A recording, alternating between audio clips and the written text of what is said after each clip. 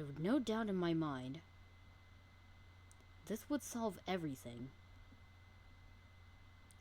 It was our one true answer. I thought that I had found the solution, that everything would be alright. Instead, I am left with a terrible choice. Mayuri or Kurisu. I feel like those images should be reversed, but in a technical sense, that's also how this choice would be.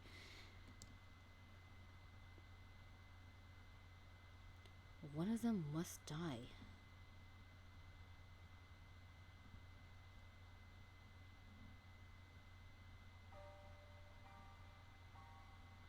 I came here because I wanted to be alone. The day before yesterday, I abruptly canceled the attempt to hack CERN. Actually, with cracking, but then again, cracking also means a different thing. And hacking also means a different thing, actually. Oh god.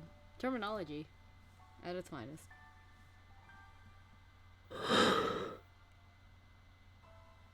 What do I do? Let's say we go through with the plan and delete the first email I sent, the one about Kurisu's death, from CERN's database. That would return it to the Beta World line, where it all began. What would happen then? According to my predictions, our friend, lab member number 4, Maki said Kurisu would disappear. Please.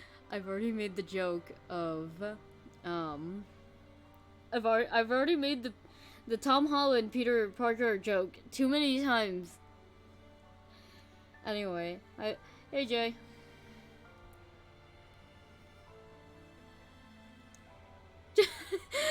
God damn it!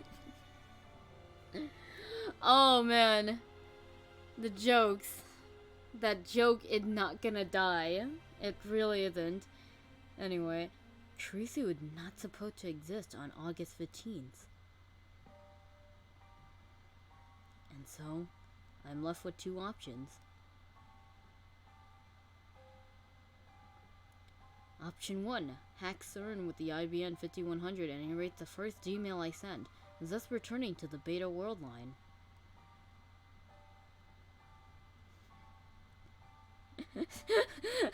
God damn it! The fact that you typed it into chat, man.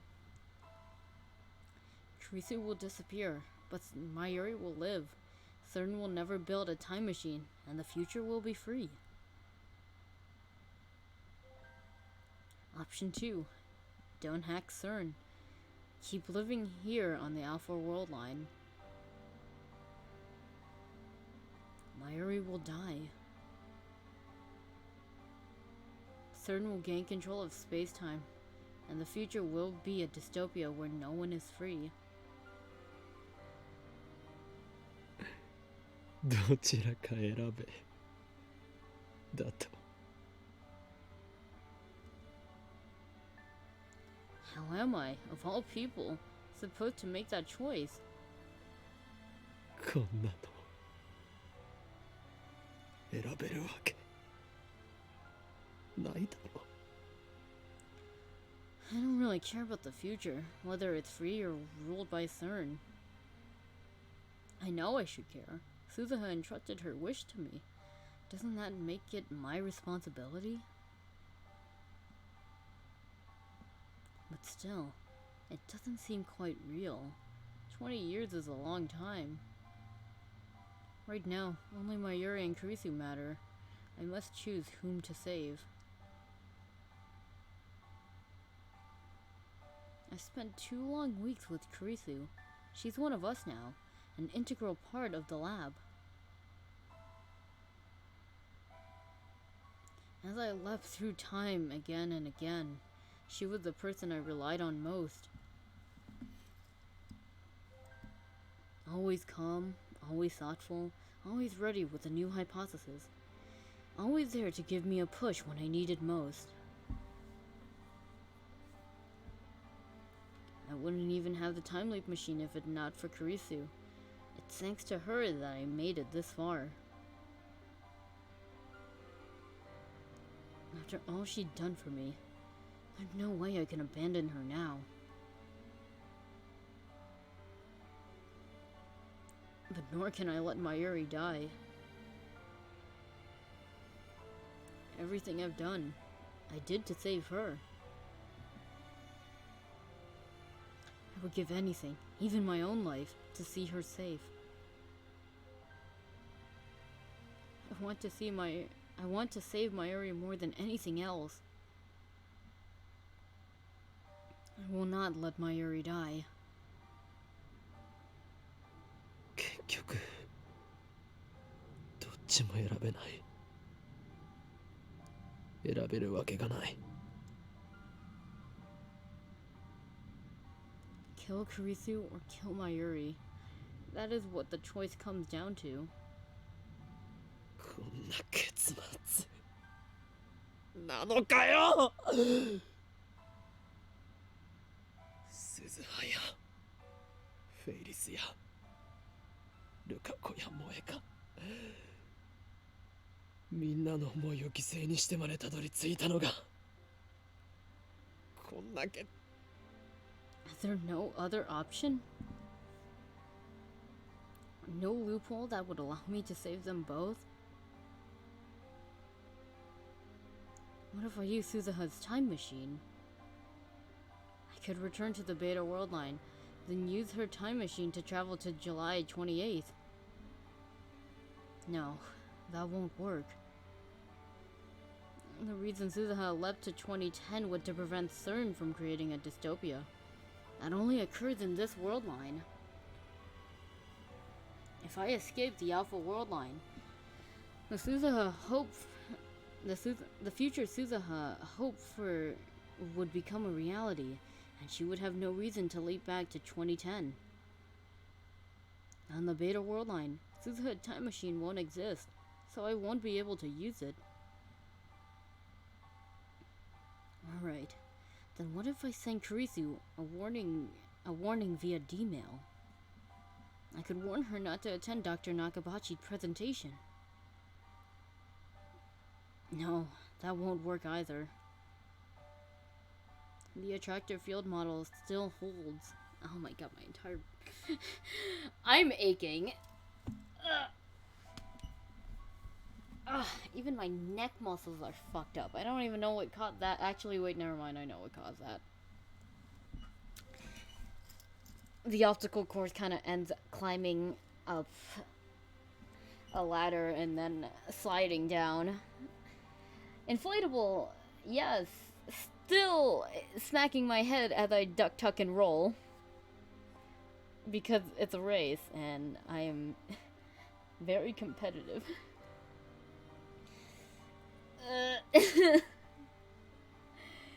Oh my god. Remember, causality converges. ダメだ。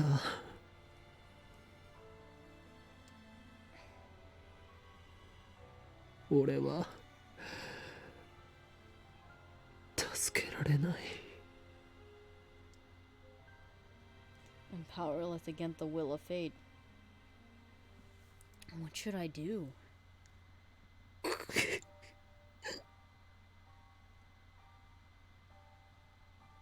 Maybe Mayuri doesn't die on the current world line. I canceled Moeka D-mail. Plus, I haven't had an opportunity to check the divergence meter since. If the pattern continues, Mayuri's death had been pushed back to the night of the 17th. If Mayuri doesn't die between 6:30 to 7 p.m. that night, then I won't have to face this horrible decision. I know it's unlikely. I understand that from all my experiences so far. But still.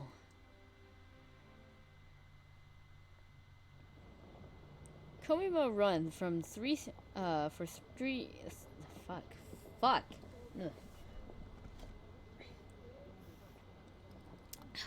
Komima runs for 3 straight days, from the 15th to the 17th, like Comic-Con. It's the final day.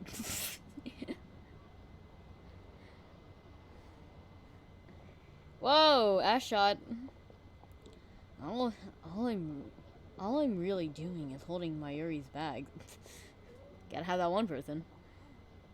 Komi was not really my thing, and the crowd is ridiculous. So I wait off to the side. From time to time, Mayuri appeared with new bags for me to guard, and usually a snack for us to share. But most of the day, I spend alone. To some extent, I'm here to escape reality, to empty my mind and forget my fears. But even when I close my eyes, I can still hear the footsteps of death approaching.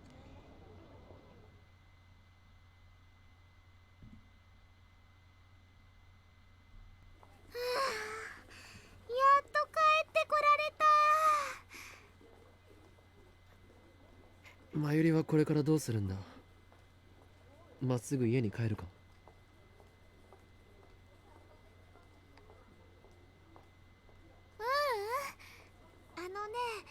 ラボに行こうと思ってたんだよ。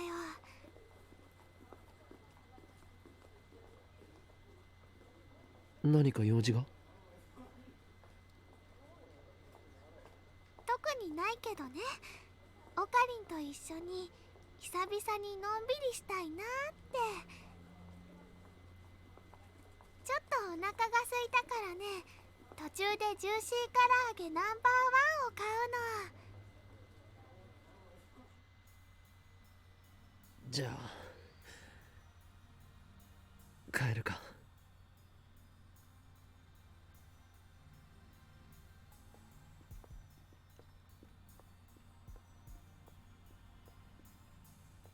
えねえオカリン、今日はね、どうしてマユシーについてきてくれたの？これまでは一度もコミマに一緒に行ったことないよね。オカリンは萌えには興味ないもんね。ロボットアニメには興味はある。I like Gundam. But not so much that I'd line up early in the morning for Komima each year, like Daru and Mayuri do. The convention gonna happen relatively soon. That happens pretty annual. Around my area. Oh man, I can't wait for it.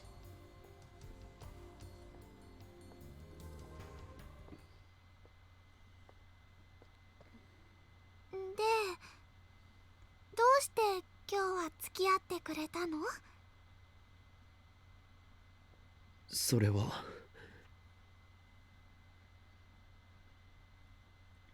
To confirm your death. Those words pop into my head, but I quickly shake them away.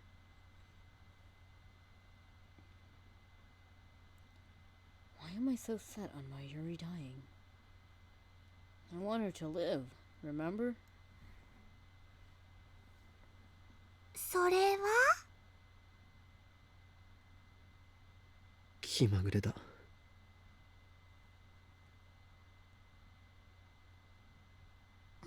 そっか。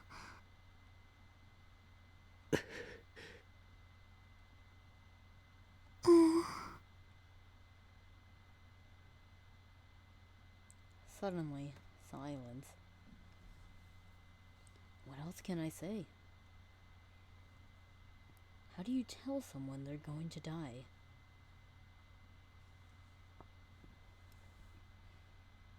ルカ子が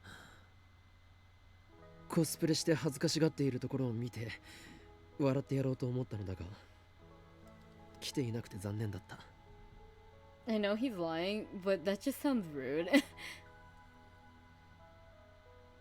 I like the way they roll. ルカ君、絶対大人気になっちゃうのにね。いろんなブログに画像アップされまくってね、新聞社のニュースサイトにも載って海外にも紹介されちゃったりするよ。 Oh shit. そしたらルカ君はワールドワイドなスーパースターなので、マユシーはそれを見て遠いところに行っちゃったなーって思いを馳せるのです。本当にそうなりそうだから困る。ねえ、オカリ。今日はね、ありがと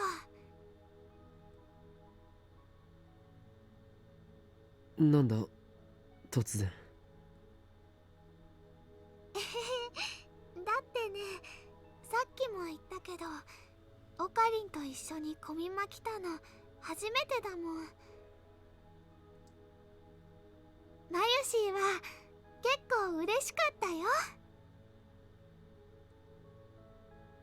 あ、でもね、次はオカリンもコスプレしてくれるともっと嬉しいか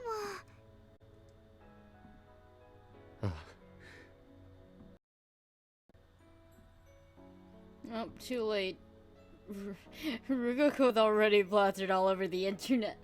There are so many memes about how he's a trap, and it's so funny.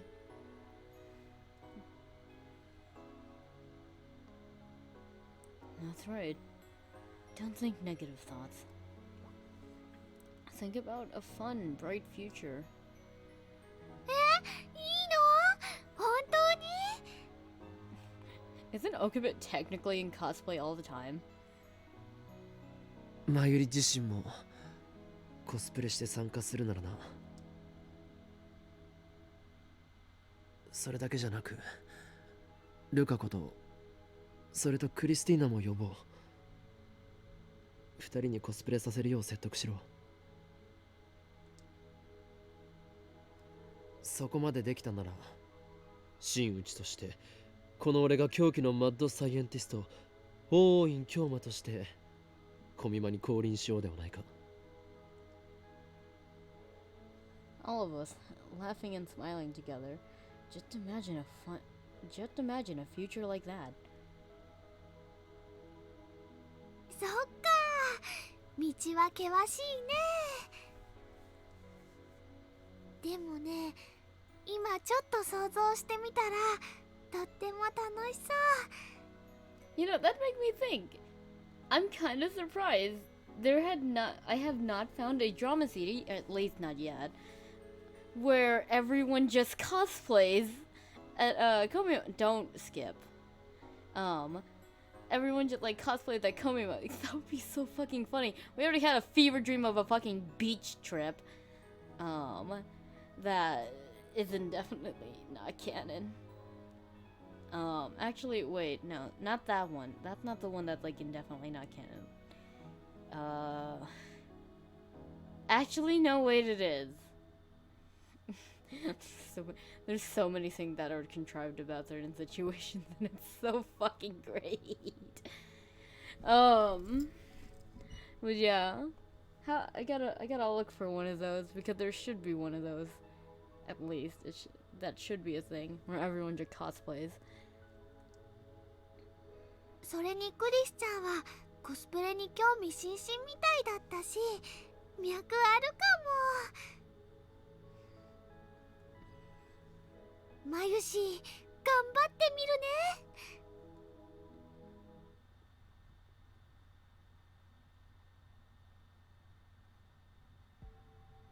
We arrive at the lab. I've got a bad feeling about this. Is Moeka going to ambush us? On the previous world line, I forgave Moeka and Tenoji. But that has already been undone. This is a new world line. The Rounders are still alive, and they're still after the time leap machine. マユリ、ここでちょっと待ってろ。I walk down the street towards... Oh my fucking god. I am not in the physical health to say Japanese names. Kuramabashi Dori. I'm careful not to take my eyes off of Mayuri. don't want that ending happening. I surveyed the surroundings, searching for any signs of enemy presence.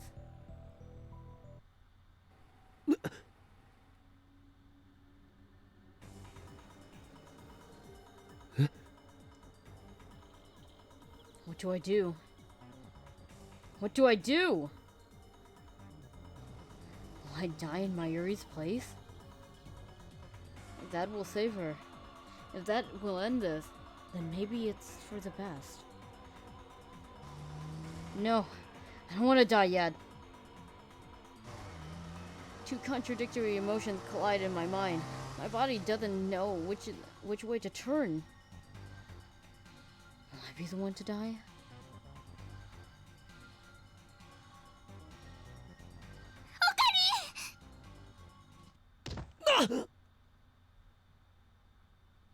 Something slams into my back.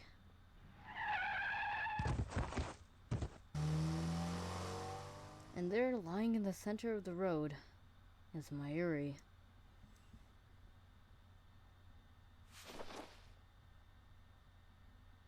Mayuri!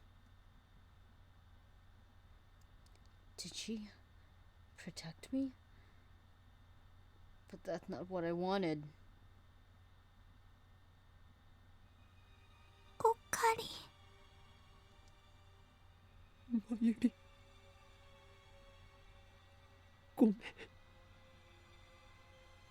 俺のせいで。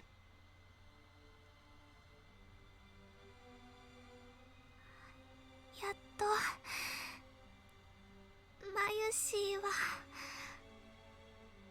オカリンの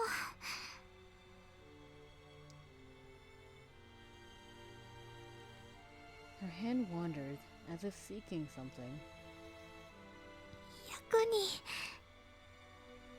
立てたよ。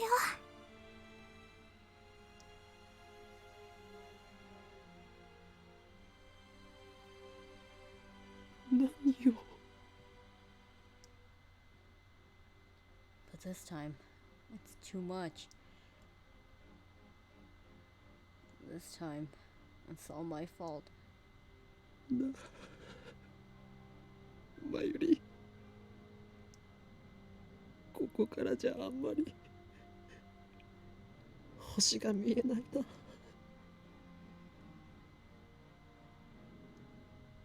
こんなのあんまりだろう。Why did she have to die like this? What possible meaning could this death have? Mayuri death can't be avoided. やっと役に立てたって一体どういう意味なんだよなあ。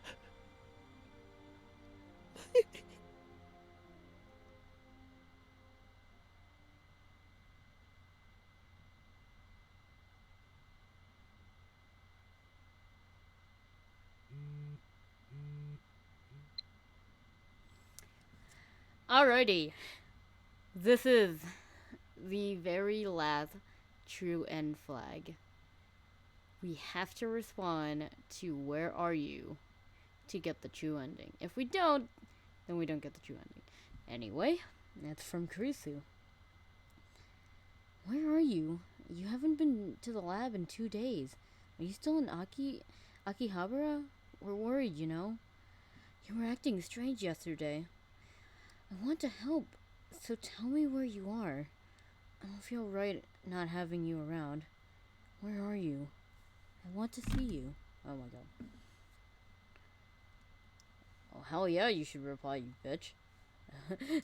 I'm sorry. Let me be alone. I need to think. I don't think she'll send me anything for a while after seeing this.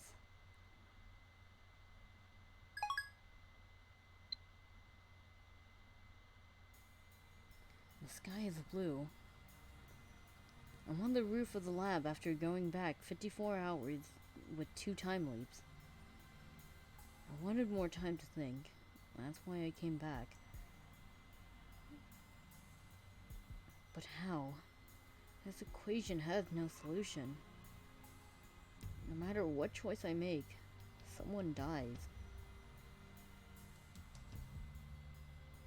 Suzuha told me that 2010 is a point of great divergence at the attractor field level. I think that I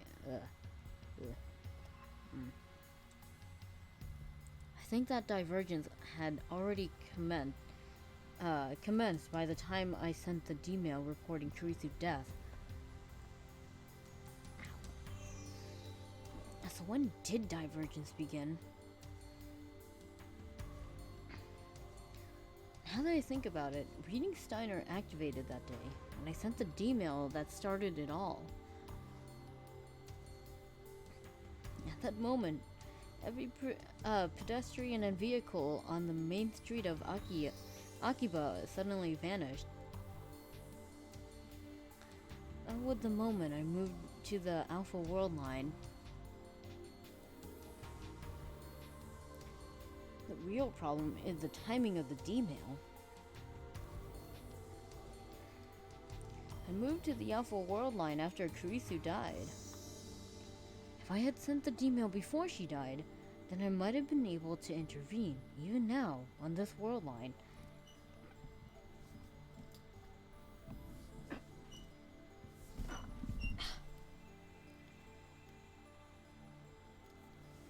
Who killed her anyway? I still don't know.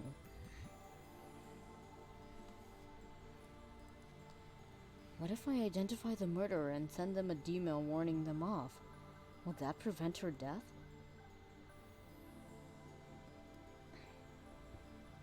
And the more I think about it, the more futile it seems. When fate wants someone dead, nothing can stop it.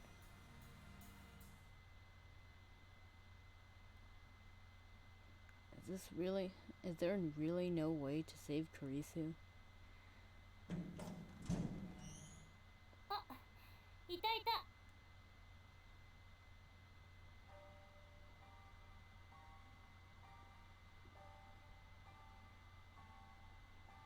こんなところで何してる？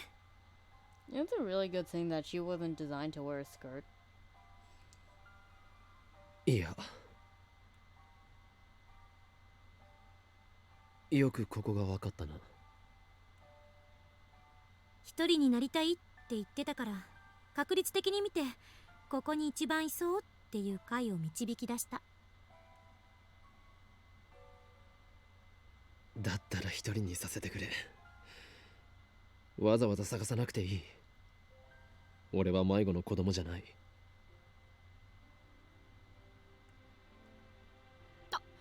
何よ、せっかく人が心配して探しに来たのに。いや、心配はしてないけど私だってあんたのことなんて放っておこうかと思った。ただ一昨日の岡部なんか変だったから。まあいつも変なんだけど、いつも以上にって意味で。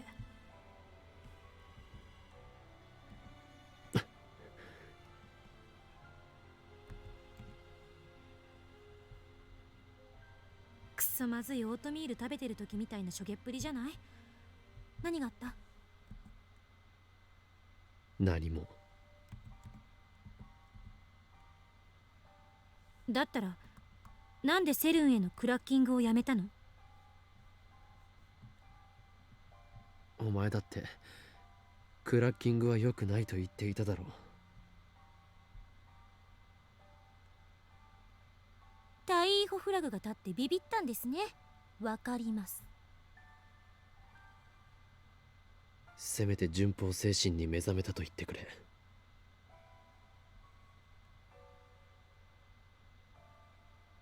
全然らしくないな。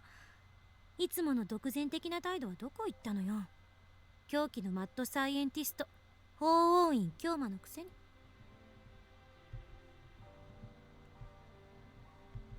独善的でなんかいられるか。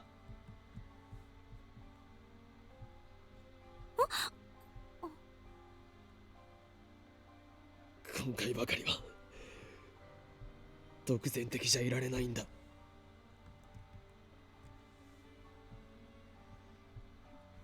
I have forced my ego on others before. Suzuha, Ferris, Fukako. I sacrificed their dreams for the sake of my goal. I justified it by telling myself that it was necessary to save Mayuri. I weighed their suffering against the alternative and made my self-righteous choice. But this time, the alternatives are impossible to compare. 仲間のどちらを見殺しにするかって決断を前にして独善的でいられたら、むしろどれだけ楽だっただろうな。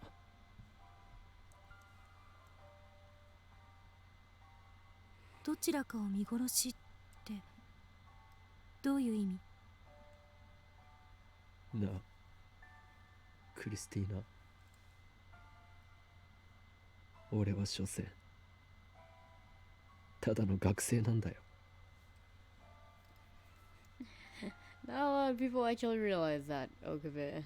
Not a lot of people even realize that you're actually 18. And I had to keep telling them that you are 18. 狂気のマッドサイエンティスト。おーい、京馬。そんなの全部妄想だ。設定だ。気づかなかっただろ。いや、初対面時点でなんとなく気づいてましたが。初対面か。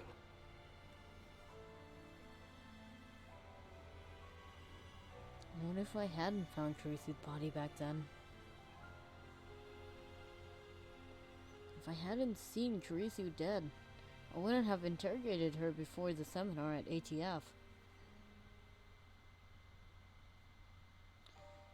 Without hearing me call her a zombie, she wouldn't have taken an interest in me.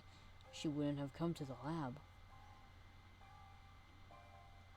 Ultimately, we would never have built the time leap machine, leaving me without the means to save Mayuri. We would not be as close as we are right now. 答えて岡部。どういう意味なの？どうしても言わないとダメか。散々相談に乗ってやったでしょ。今さら遠慮するな。だったら覚悟してくれ。これから話すのは相談じゃない。事実、お前にとっては死亡宣告になる。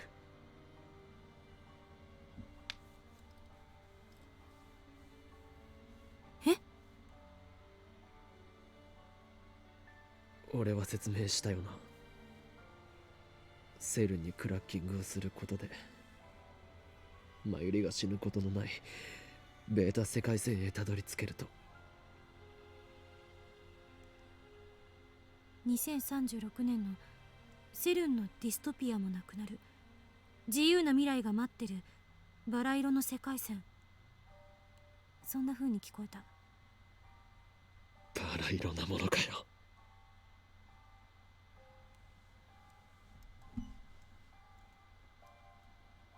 元凶となった最初の D メール。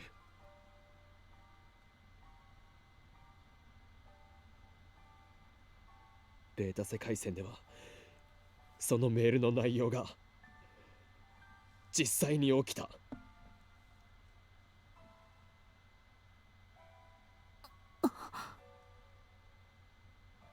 Tracy was a genius. I have no doubt that she understands.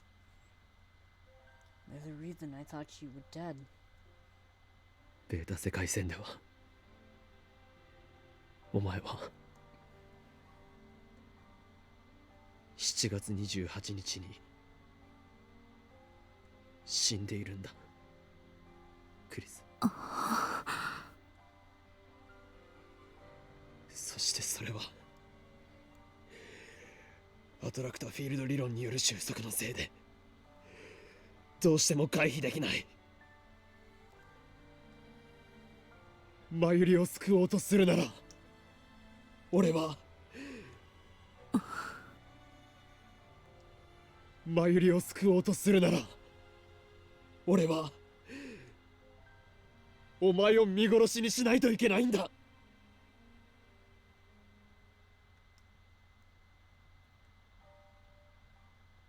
Kurisu said nothing. She's staring out across the cityscape. Her eyes look distant. I see neither fear nor sadness in her face. She seems accepting.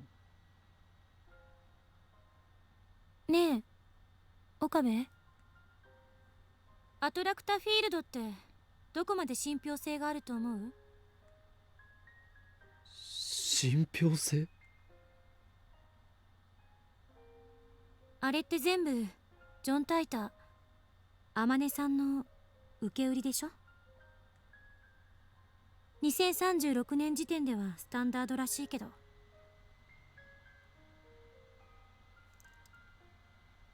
その時代の研究者たちは一体どうやってそれが正しいって証明したの？理論が間違っていると言いたいのか。だが確かに収束は存在する。俺はそれを身をもって体験した。収束は正しいとしても、無限個に枝分かれした世界線が重ね合わせ状態になっているっていうのは？俺が世界線を移動すると世界は再構成される。過去から未来までだ。それって岡部の主観での話でしょ？あんたの脳が認識してる私はベータ世界線に行くと死んでるのよね。それはつまり私が死んでいる世界線と私が死んでいない世界線のうちあんたの主観が前者を選んだってことになるわけだけど、あんたの脳が認識する世界と私の脳が認識する世界は別物かもしれないっていう可能性はないのかな。Different worlds for each brain, huh? I forgot her specialty was neuroscience. 別物って世界が分裂するということか。分裂というか電車みたいなものなのかも。Damn it. Now that she said that, it reminds me of how, like, early on, while helping someone binge Steins Gate Zero, well, not really binge, you only got to, like, have the second episode. Fuck. She's like, the world lines are like subways, and I'm just like, what? 電車？わかりやすい例を挙げると、 You can't just, you know, you can't say that. You can't say that to a Steins Gate fan. We're just gonna automatically think about how Nai accidentally pushed my Uri off the fucking train tracks. 路線図で調べてみたけど、秋葉原から横浜に行くのにどの路線を選ぶか。あんたは山手線で東京駅まで出て、そこから東海道本線に乗るのを選んだ。でも私は山手線で大崎まで行った後、湘南新宿ラインに乗った。もしかしたら別の人、橋田なんかはそもそもいきなり秋葉原から京浜東北線に乗っちゃうかもしれない。真由里なら東京から新幹線に乗るかも。岡部と私は東京駅までは同じ電車に乗ってるけど、そこからは違う線に乗って同じ目的地を目指している。Okay, I'm really bothered by this train comparison after hearing what my friend said to me. Oh my god. それを世界に当てはめるとパラレルワールドを主張するのか。たまには私も妄想ぐらいする。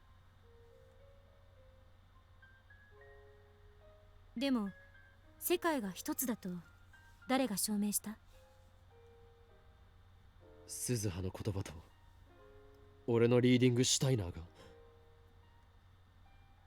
正体不明のタイムトラベラーと原因不明の特殊能力ね。鈴葉は正体不明では。彼女が橋田の娘かどうかは誰にも証明できない。2036年から来たかも、ディストピアのことも証明できない。Okay, 実際に2036年にならないとね。that first one you can do a DNA test. It's called it's called doing the stupid fucking test that I really am pissed about. And for some reason, maternity test. Was it maternity? Something like that. Do some DNA profiling. It's not actually that hard, surprisingly. そもそももしリーディングシュタイナーが正しいなら、あらゆる人間の記憶があんたの主観に引きずられていることになる。そんなの無理がありすぎる。もしそうだったら岡部は文字通り神よ。 Don't give him a reason to get the god complex. でも現実には神なんていない。Oh, that explains why one of the openings just literally yells there is no god. 世界はあんたを中心に回っているわけじゃない。あんたの脳がそう錯覚させているだけ。世界にとってあんたが神だというなら、同体積の脳を持つ私も世界にとって神になれるわけで。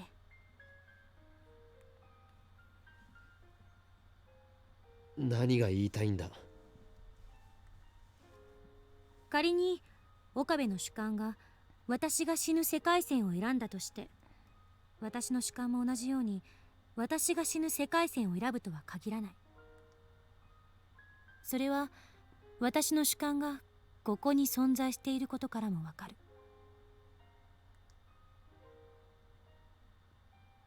すでにこの世界線は私が死なない世界線なわけだから。あんたの主観がベータ世界線に行ってしまっても、私の主観はここにとどまることだってできるのかもしれない。精神はどこにあるかって話。そして私は私の精神をあんたの好きにさせたくない。科学者とは思えないほどのファンタジーな理論だ。でも可能性はゼロじゃない。だからあんたは何も心配する必要はない。私を見殺しにできないって言って悩んでるのよね。でも今の私の仮説で言えば、私は別の可能性世界線で生き続けていける。だからそもそも岡部は悩む必要なんてない。仮説は仮説だ。アトラクタフィールド理論だって仮説。まだ誰にも何も証明されてないから。2036年時点では証明されていたとしても、その証明を今の私たちは確認できないから。そう考えれば未来の可能性は無限よ。 It's an armchair theory. How can Teresa stay so calm? ちなみに心配なんかしてくれなくてもいいから。岡部にそんなことされたら結構プライド傷つく。そんな言い方。 Who's fucking calling Okabe right now? 電話鳴ってるけど。ああ、参りからだ。出てあげなさいよ。なんで私に遠慮してるんだ？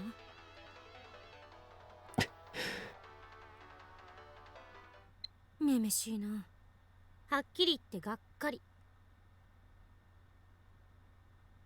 お前は俺に殺されてもいいっていうのか？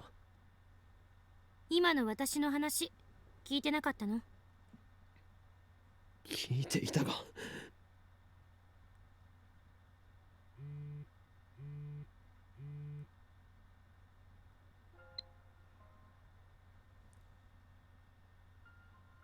あいつ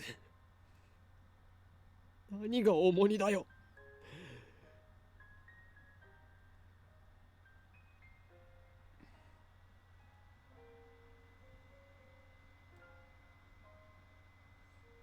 I like how this backlog just tells me that it ended with this line.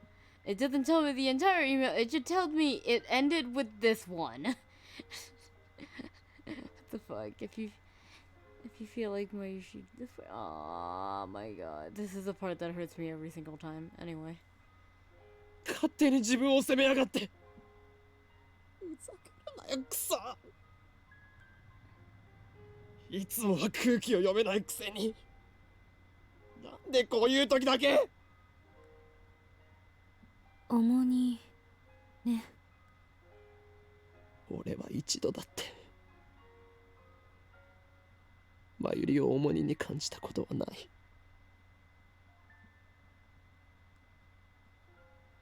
だったらそれをはっきり言ってあげればいい。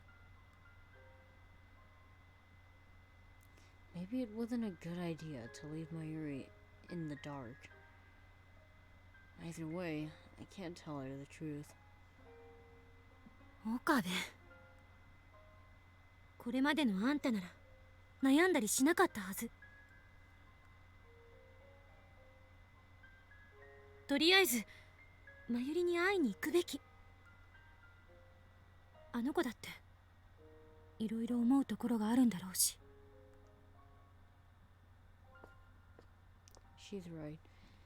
Even if I don't tell Mayuri the truth, I need to at least tell her something.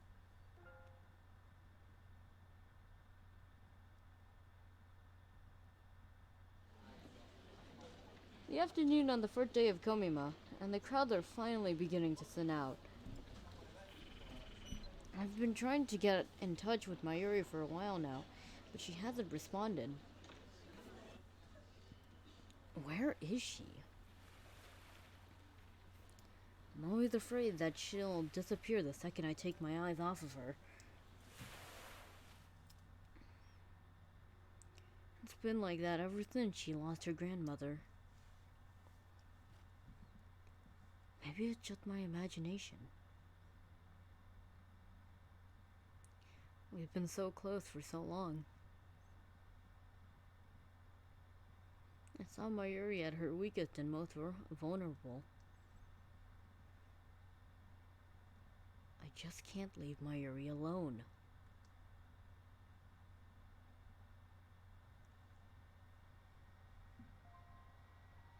I step into the cemetery. The final resting place of Mayuri's beloved grandmother. When was the last time I came here? As I get closer to Mayuri's grandmother's grave, I begin to hear a voice. ねえ、おばあちゃん。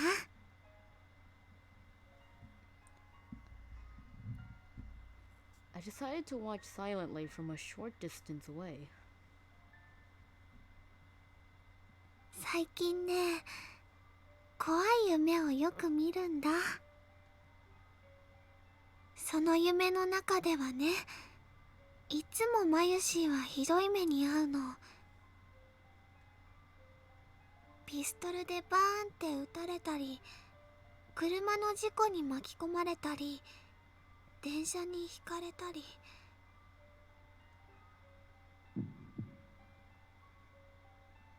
What?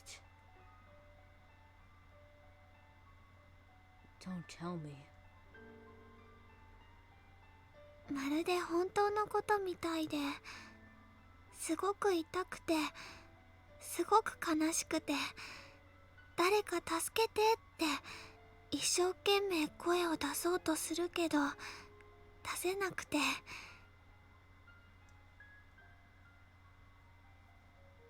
どうしてそんな夢見るのかな。 Does she remember her death? All of them? Is she inheriting memories like I do? でね、その夢の最後はいつも決まってるの。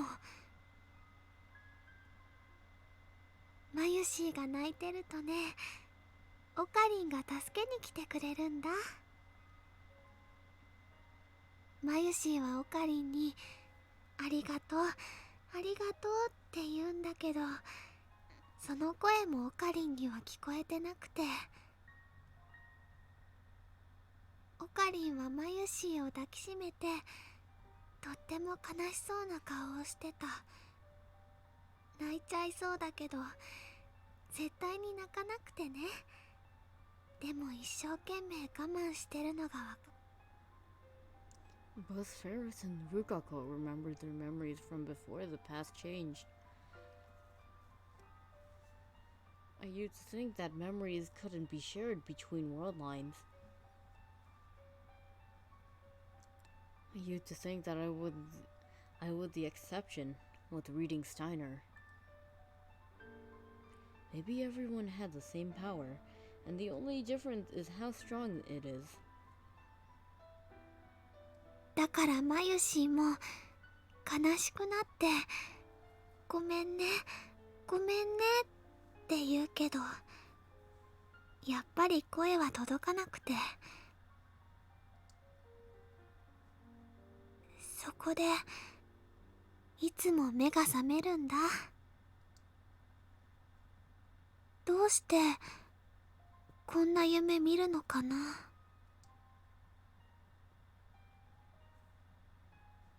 I failed so many times to save her. I've watched her die again and again. I still have a terrible decision to make. Do I save Mayuri? Or do I save Kurisu? There's no perfect ending here. I can't save them both. It's one or the other. あ、そうそう。あのね、最近ラボメンがすごく増えたんだよ。クリスちゃんでしょ、萌香さん、ルカくん、フェリスちゃん、それともう引っ越しちゃっていないけどすずさん。8人だよ。すごいね。On this world line, they all became lab mems. However, not a single one of them has sent a D-mail. 最初はオカリンとマユシーの2人だけだったのにね。ラボができたばっかりの頃はね、オカリンはあんまり面白そうじゃなかったけど、最近はね、とっても楽しそうなんだよ。Is that how she sees it? そんなオカリンを見てるとね、マユシーも嬉しくなってニコニコできるの。それにね、賑やかだとウキウキしてくるし、特にクリスちゃんはね、アメリカの有名な本に論文が載ったりして、とっても頭がいいんだよ。マユシーは憧れちゃうのです。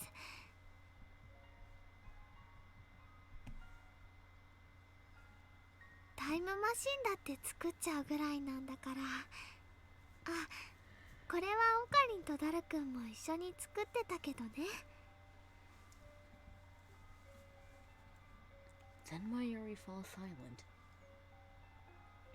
What could she be thinking? でもね、たまに思うんだ。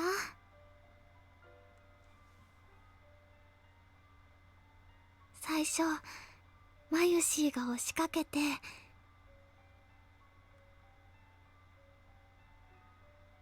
ラボに二人きりだった時のこと。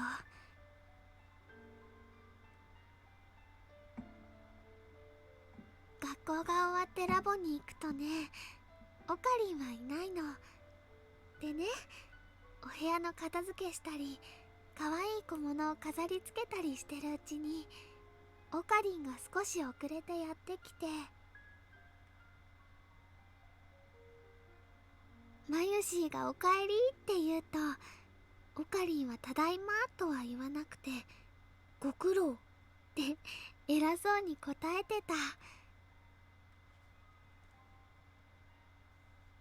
その後は毎日2時間ぐらい2人でぼんやり過ごして、一緒に電車でお家に帰るの。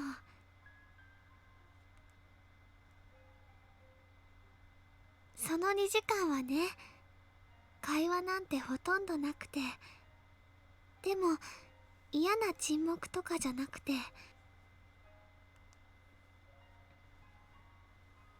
ただそこにいるっていう感じで、2人で並んでソファーに座って、オカリンはラボの作戦計画書みたいなのを書いてて、マユシーは漫画読んだりゲームしたりして、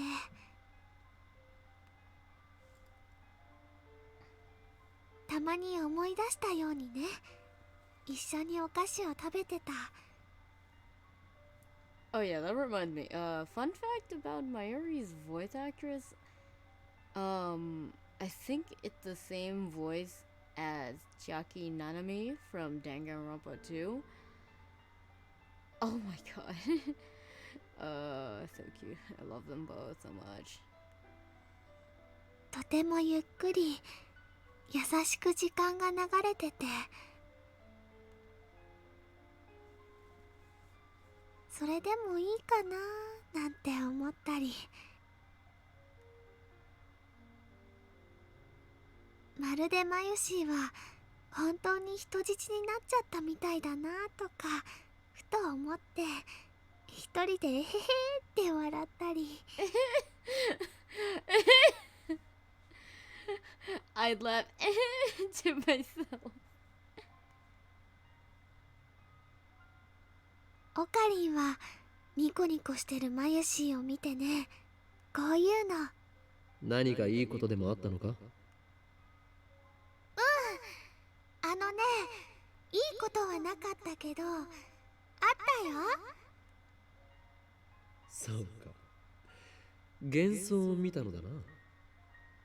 それはもしかすると機関の幹部の一人、通称イリュージョンコンダクターからの攻撃である可能性がある。そっか、じゃあ気をつけなきゃ。でもね、きっとそのイリュージョンコダクさんっていう人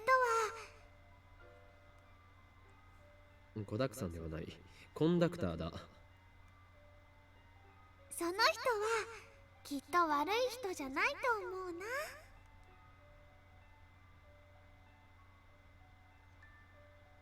It would nothing.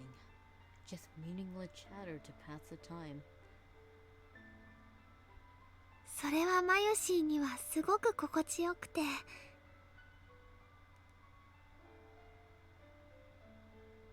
なんだか泣きそうなくらい嬉しくて、このままずっと続いてほしいなって思ってた。あ、今の賑やかさが嫌ってわけじゃないんだよ。最近ね、オカリンと話す時間ちょっと減っちゃった。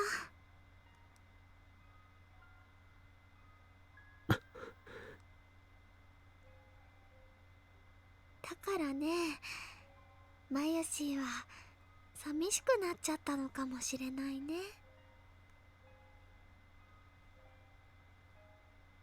It's true. I haven't had the time to talk to her lately. But that was because I've been fighting to prevent her death. To keep her dreams from coming true. And so that Mayuri will keep smiling. I never again want to see her cry like she did on the day her grandmother died. でもね、オカリンの重荷にはなりたくないんだ。I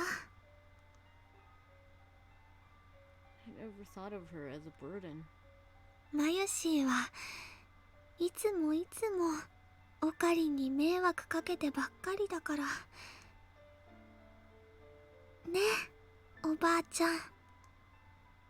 いつまでもこのままじゃいられないよね。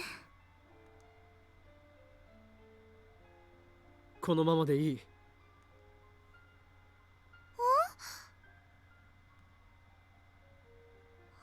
リンだー。すごいね。どうしてここにいるってわかったの？人質がどこにいるのか俺は常に把握しているのだ。人質。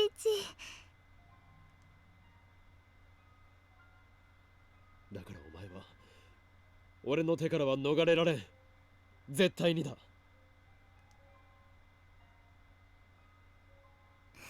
か。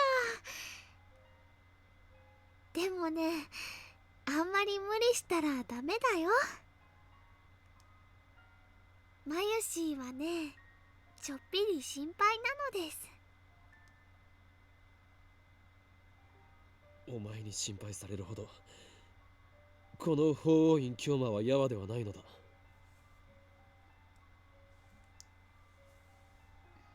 マユリ、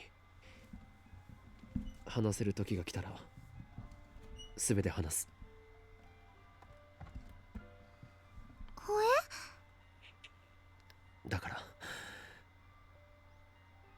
それまでお前は何も変わらずにいてくれ。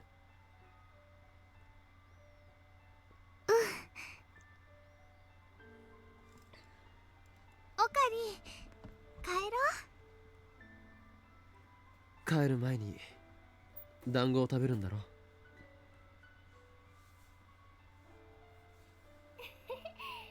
ちろんだよ。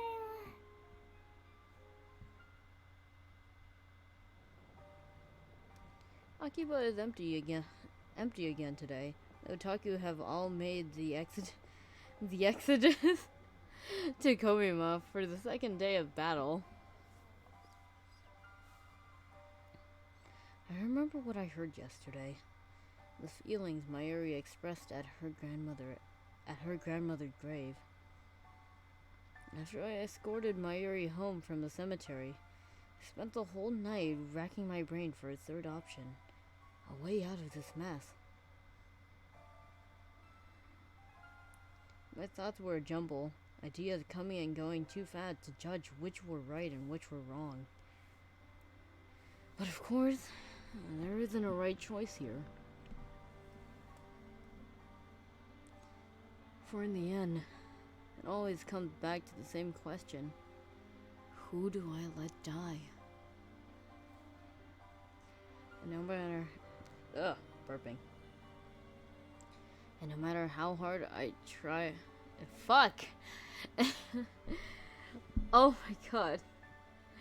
I don't know what happened, but my neck just, like, did something, and the sore muscle just decided to, like, hurt again. It's just like, oh, well, that's great.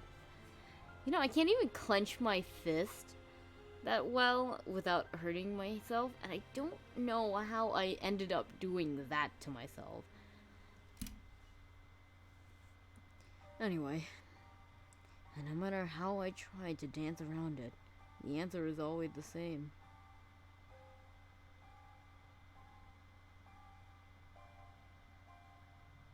I can't choose.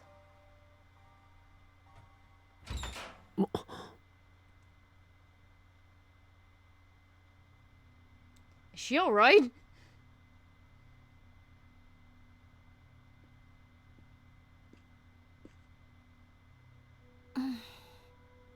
岡部か。生きてたか。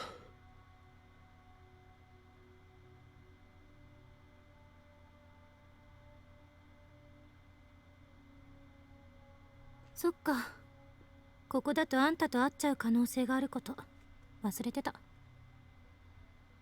何をしていたんだ。考え事。そうか。Was she thinking about her death? 邪魔になっているようだから俺はもう行く。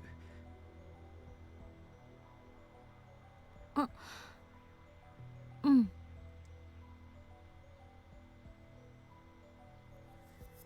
Just then, something cold lands on the tip of my nose. An evening shower. It's only gonna get more intense, and quickly. Kurisu hasn't moved a muscle.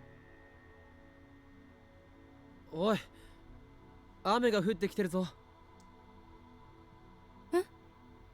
ああ。うん。She's acting strange, like her mind is elsewhere. I knew it. She'd been thinking about.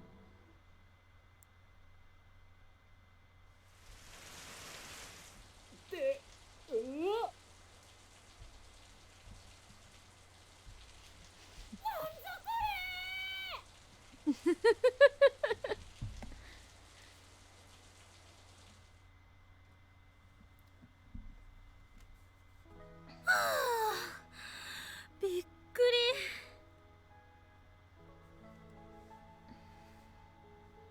り。夕立を甘く見たな。も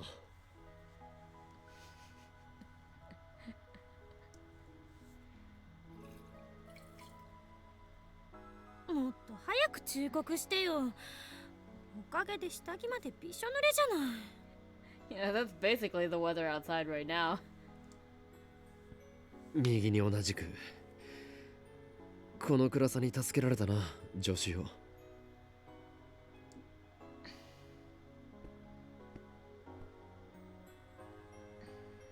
どういう意味？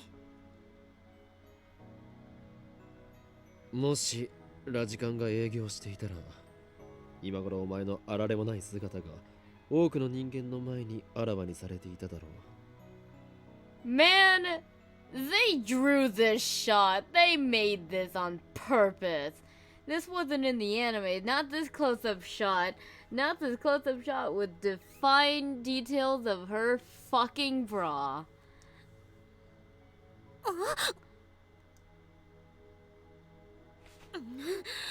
あんたも変態だってこと忘れてた。自分から下着までびしょ濡れだと申告しておいてよく言う。これ以上口聞かないで。下着の色とかよくも妄想したな。許さないから。Given that this is technically an anime, and we're going by anime tropes, most likely situation you are wearing white. For unspecified reasons, it's always fucking white. 妄想などしてない。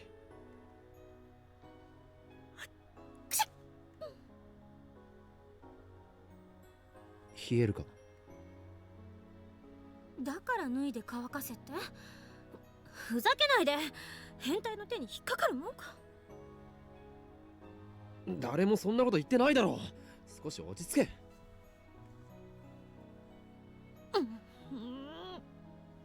ま、たとえ服を脱いだとしてもこの暗さだから案ずることはない。お前の貧相なヌード姿は誰にも見られることは。それ以上喋るとあんたの大脳新皮質をポン酢につけて高級料亭で提供してやるんだから。 Okay, not only did you specify the cerebral neurocortex, Why ponzu sauce?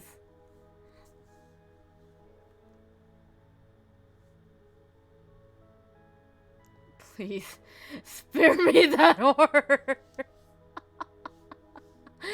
Oh god. 夕立ちならすぐに止むわよね。それまで待つか。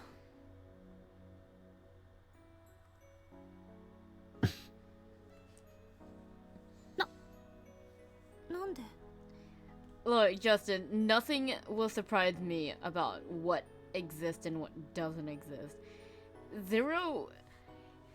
The fucking Zero Escape Virtue Last Reward literally had a side game that was basically stripping Clover. Or something like that. It was some weird sex game. I vaguely remember it at this point, but I know it was fucking weird. 喋るなと言ったのはお前だ、クリスティーナ。あんまり近くに来ないでよ。今ぐらいの距離が限界だから。これ以上離れるとは言わないけど、これ以上近づいたら押し返すからな。Please don't. You're on a stairwell.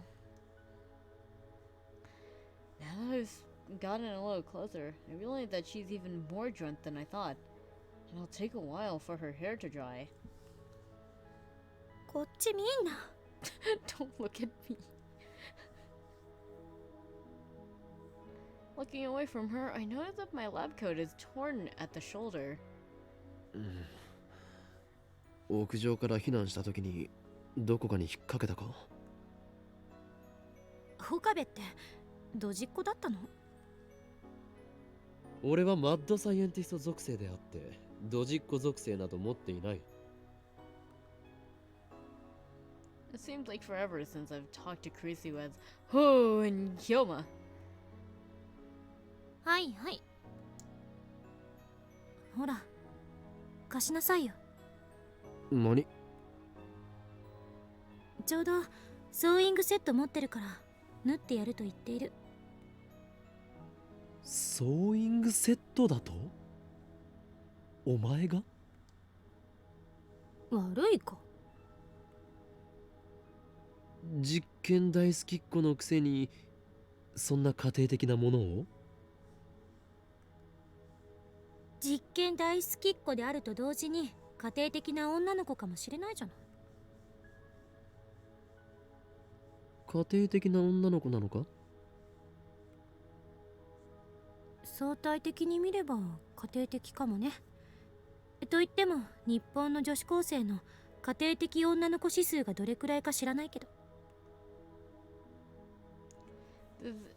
There's an index for that?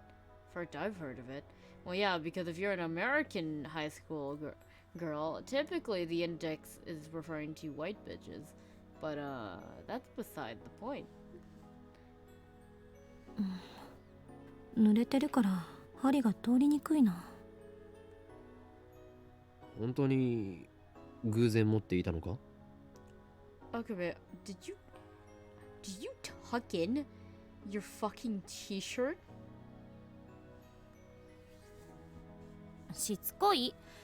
そんなに私がソーイングセット持ってたら悪いの？悪いとは言っていないが、まるで狙ったかのようだったからな。つまりあんたが服を破ってしまうのを見越してあらかじめ用意していたって言ってもらいたいんですね。わかります。そんなわけあるか。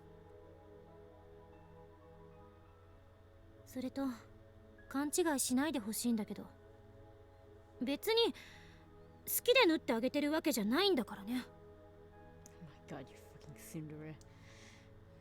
出たな、ツンデレセリフ。茶化すな。あんたが偶然服を破って、私は偶然ソーイングセットを持っていた。だから縫ってあげている。それだけ。偶然ね。まさかお前タイムリープしているということはないよな。つまりあんたが服を破ってしまったからタイムリープして事前にソーイングセットを用意したって言ってもらいたいんですね。わかります。そんなわけあるか、そんなわけあるか。大事なことなので2回言いました。アンダースタンUnderstand? 何？確かに。わざわざタイムリープして対策を練るならば、ソーイングセットではなくタオルを用意しておくのが先だからな。何それ、皮肉？文句ばっかり。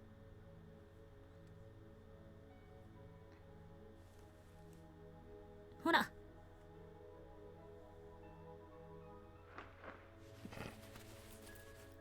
ありがとう。Throws. 出来については暗くて確認できないけど、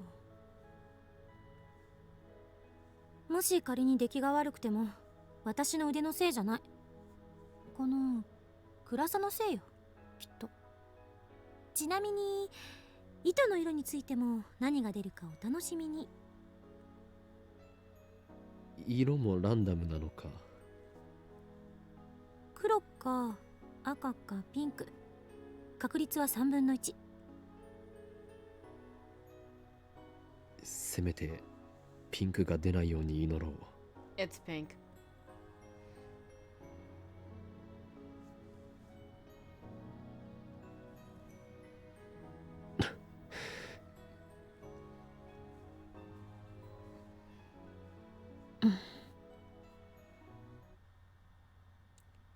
One second of silence, and suddenly we have nothing to say. It must be because of our conversation yesterday. 結論は出た？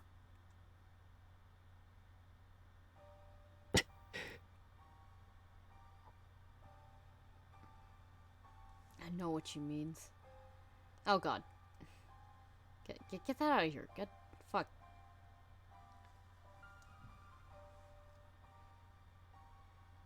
That's why I can't answer.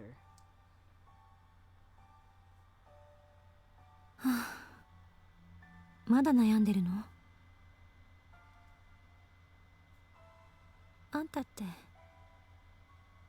まゆりのこと好きなんでしょ？何？ただの錯覚かもしれないけど、私の心の中に奇妙な記憶というかデジャブみたいなものがある。そこではあんたはまゆりを助けようと必死になってて、一人で傷つきながらそれでも前に突き進もうとしてるの。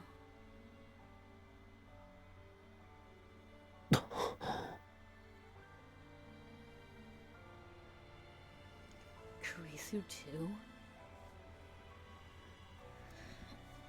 そんな岡部が私に相談をしてきて、そのひたむきに頑張ってる姿を見て、私も力になってあげたいと思ったり。って別にあんたを助けたいって思ったわけじゃないからな。私はあくまでまゆりを助けたいだけであって。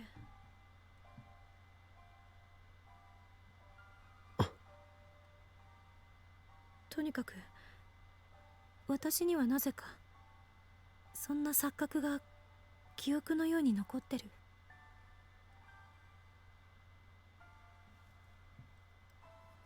So Kurisu's the same. She still has faint memories of from previous world lines. 自己分析してみたけど、夢で見たものを現実と思い込んでるのか、単なる願望か、それぐらいの結論しか出なかった。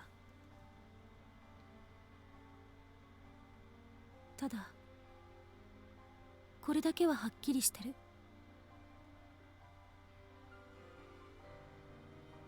あんたは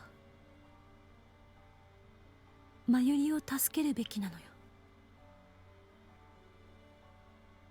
怖くないのか？ To save Mayuri, I must undo the current world line. If I do that, Kurisu will die.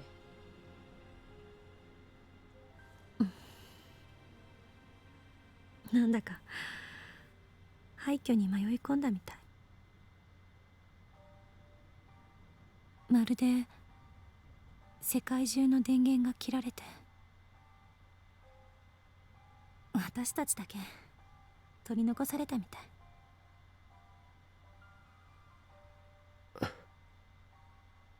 ふと思うんだ。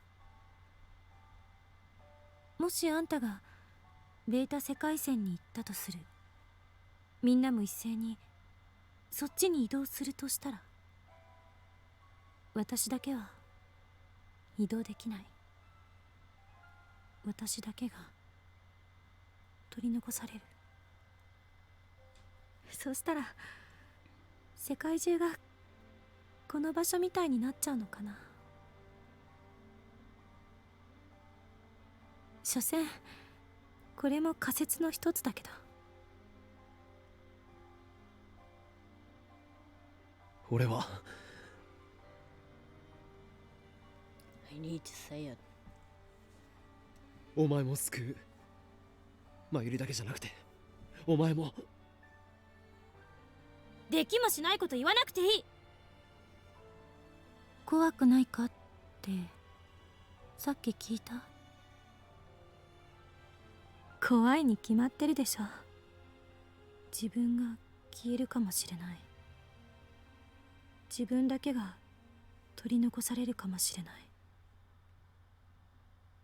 あるいはあんただけがこの世界線からいなくなるかもしれない。誰もあんたがいなくなったことを認識してない世界がずっと続いていって、私は何事もなかったかのようにアメリカに帰るかもしれない。かもしれない。かもしれない。かもしれない。そんないろんな可能性を考えて、その度に絶望的な気分になる。でもだからマユリを見殺しにしろなんて言えると思う？クリス。もうなんか寒いな。濡れてる服着てる青年。たくダメだ。こんなの全然論理的じゃない。仮説にすらなってない。全部根拠のない妄想。こんなしょうもない妄想を垂れ流す脳の機能をカットしてやりたい。Kurisu has always been calm when faced with the unknown, and I've always admired her for that. And I thought she was facing this calmly too. But I was wrong. Behind her cool facade, she was struggling to cope with the knowledge that her very existence was in jeopardy. She was fighting that fear all alone, and now it's finally come to the surface. Of course she's afraid. However brilliant she may be, she's still just an 18-year-old girl. 聞いて、岡部。両方救うのは無理。そうでしょ。どうあがいたって確率は2分の1なの。だがだがじゃない。私の結論は変わらない。マユリを助けて。そう簡単に諦めろっていうのか。お前を見捨てろっていうのか。そんなのできるはずがないだろう。できるかできないかじゃない。あんたをやらなくちゃいけない。それしか道はない。ダメだ。お前は俺たちの大切な仲間だ。俺はお前も見捨てない。岡部。 It's always like this when she scolds me. Always the same glare. 他に解決策があるの？ないんでしょ。私はマユリを犠牲にしてまで生きていたくない。もしマユリを助けなかったらあんたを一生恨むから。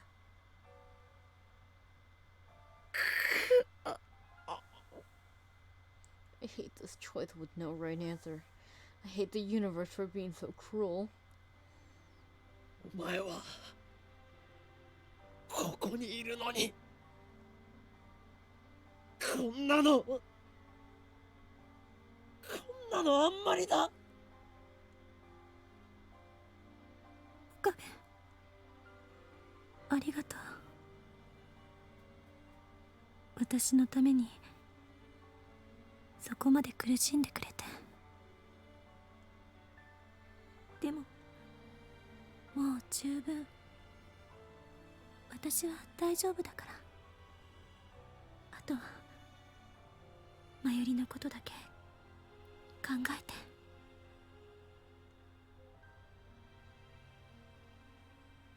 I need to decide here and now. I need to determine the future of the world.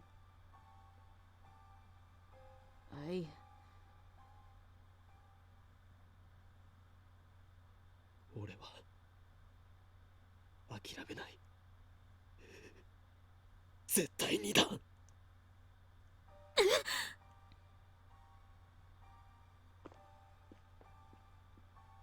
にならない、このマザーバッカー。 Oh shit. Ah. Oh my god. This is such a serious moment, but you motherfucker. Oh my god. Oh god, that made me laugh so hard that my ribs started to dig into the muscles and that started to physically hurt me. Oh my god!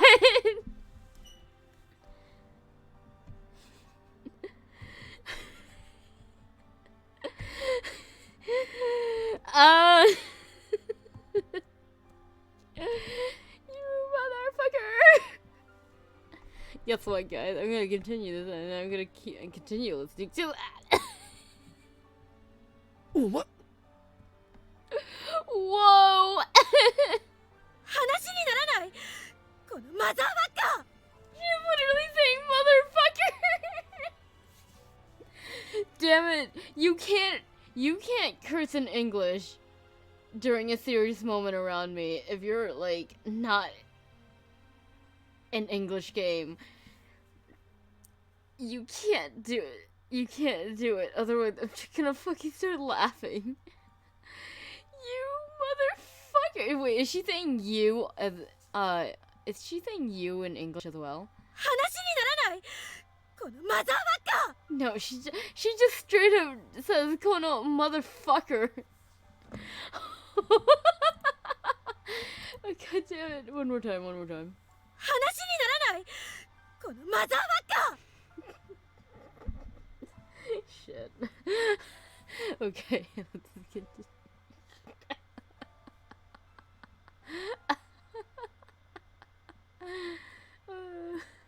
Shit. 私は大丈夫だって言ってんのに、何が諦めないだ。バカなの？死ぬの？英雄気取りか、この中二病患者が。できもしないくせにカッコつけてんじゃない。あんたの頭の悪さにはイライラする。なんで私の言うこと素直に聞き入れてくれないのよ。俺はあんたがマユリを助けることが相対的に判断してベストなのよ。一体何が気に入らないの？相対的判断などクソくらいだ。 Oh, I wish he said fuck logic in English now. Great, now I want more English. 俺は神じゃない。気がついたらそれに等しい立場にいたけど全然違う。誰を助けて誰を見殺しにするかなんて俺はもう決められない。 Suzuha. Ferris. Rutako. I sacrificed their happiness to save Mayuri. And the whole time, a voice in the back of my head was asking, is this really okay? だから俺は今度こそ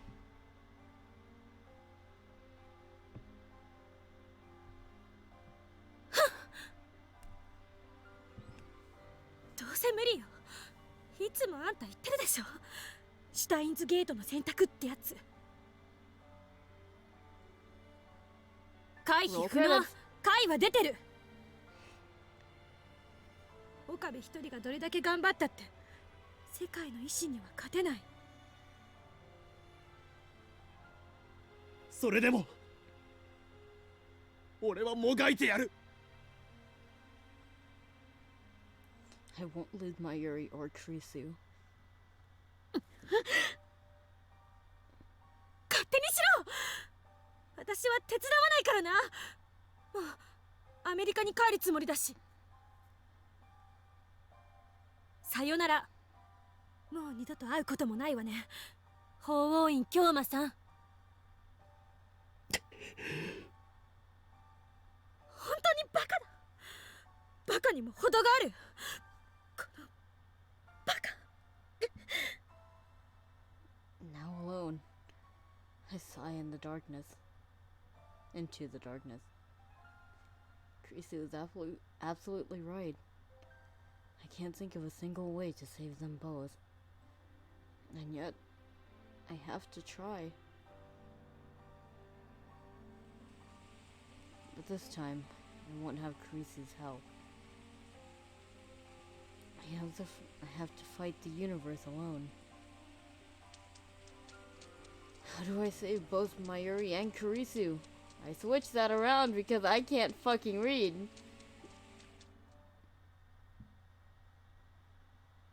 I can't use email. Too much could go wrong. I don't want to make the same mistakes again. In the end, all I can do is time leap. Time leaping can't save Mayuri, but at least it can delay her death. Give me time to find a solution. On this world line, Mayuri died at 7:30 the night of August 17th. That's about 23 hours from now. 25? Wait, was that a 5? My battle had no end in sight.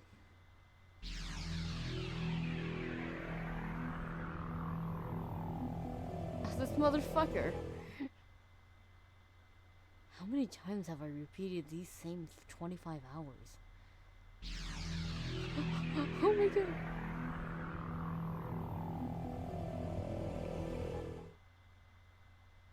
I try everything I can possibly imagine. However, every plan fails.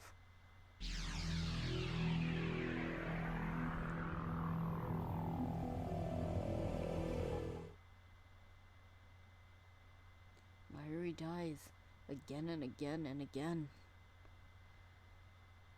Sometimes it's murder, sometimes an accident. But every time I leap, Mayuri dies. Maybe it really is impossible to resist fate. As long as I remain on this world line, Mayuri can't be saved.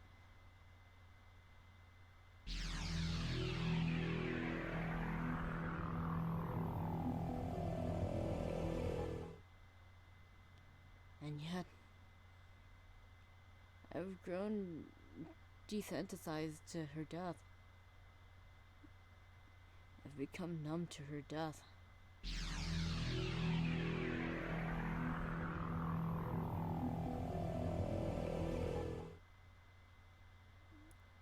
After dozens of leaps, I finally realized what should have been obvious from the beginning. I never leapt back more than 25 hours. Why am I so hung up on those 25 hours? I could go back as far as August 11th, one whole week into the past. Yet I never do. Why? Because I know that even if I do, nothing will change. I don't believe that anything will change. Every time Mayuri dies, I find myself thinking the same thing. Another failure. What caused it this time? Such a logical analyst. I calmly analyze Mayuri's death, then take my data and head for the time leap machine with a sigh. Like a gamer Like a gamer forced for the umpteenth time to restart a particularly difficult stage. That one puzzle room.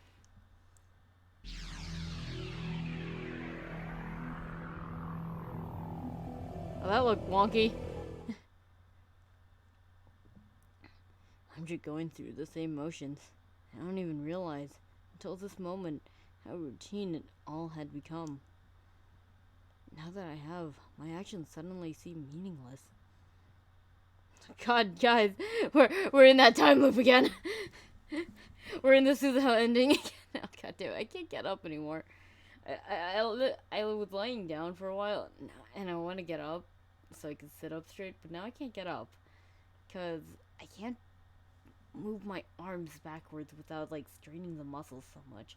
And like, yes, I did stretches, if you're wondering. I did a lot of stretches, so hopefully the muscles would like eventually relax and go back to normal, but nope, still sore. Still sore. Come on. Oh my god. Oh, that's really painful. Oh boy. I can't take another step. And that's how I find myself here, in front of the time leap machine, staring at it for God knows how long. In the end, all I'm doing is... 逃げるの? I said she never wanted to see me again. Why is she here? なんで? タイムリープするのは逃げよ。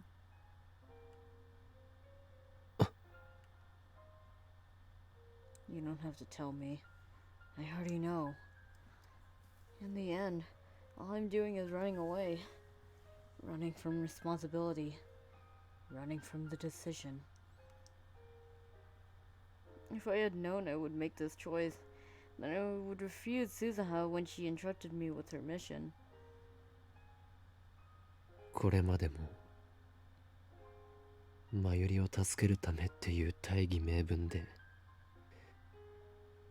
たくさんの人を俺は傷つけてきたんだ。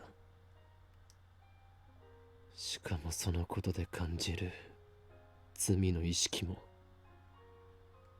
だんだん鈍人としてのまともな感覚が失われていくんだ。だったらなんで今あんたは迷ってる？タイムリープマシンっていう保険が効かないからかもな。俺はこのマシンを使いこなしてなんていなくて、振り回されているだけなのかも。逃げたって苦しくなるだけ。私がそうだから。 Is Kurisu running too? From what? 今の岡部見てられない。自分の顔鏡で見た。 That's what people 急 would に老けた say. ように見える。 That's what people would say without him time looping this much.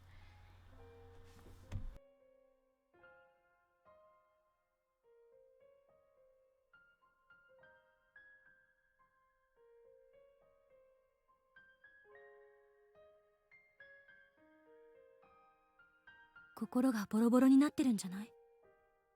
そこまで思い悩まずに私の言うことを素直に受け入れればいいんだ。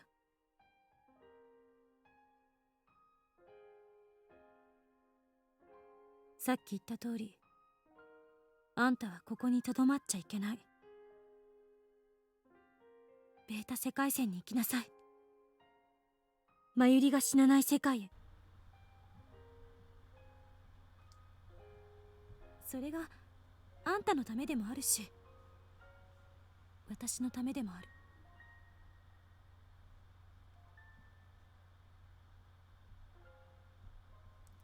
She's right. I have no other options left.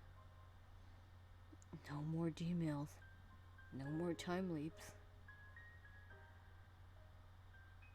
There's no perfect world where both Kurisu and Mayuri live. As long as I stay on this world line, Mayuri will die. And if I do go to the beta world line, Kurisu will die. I'll never be able to talk like this again. ちょっと勝手に殺さないでくれますか？私ピンピンしてますんで。 Where did Dokuba's stare going? 例えば実際に皆さんが体ごと過去や未来へ行くことができるようなタイムマシンを作るにはまず何が必要か考えてみましょう。誰がクリスティーナだ！一言も言ったらんわ。これまでの自分を否定したくないの。たとえ失敗ばかりだったとしてもそれを含めて今の自分があるんだから。私たちひょっとするととんでもないものを作っちゃったかもしれない。前にあんた言ってくれたでしょ。私のこと大切な仲間だって。あれ結構嬉しかったっていうか。じゃあ電話レンジの改良が終わったら一緒についてきて。あんたの力になりたい。ありがとう。私のためにそこまで苦しんでくれて。 From the very beginning, I was attracted to her radiant confidence. I found myself mesmerized by her every gesture,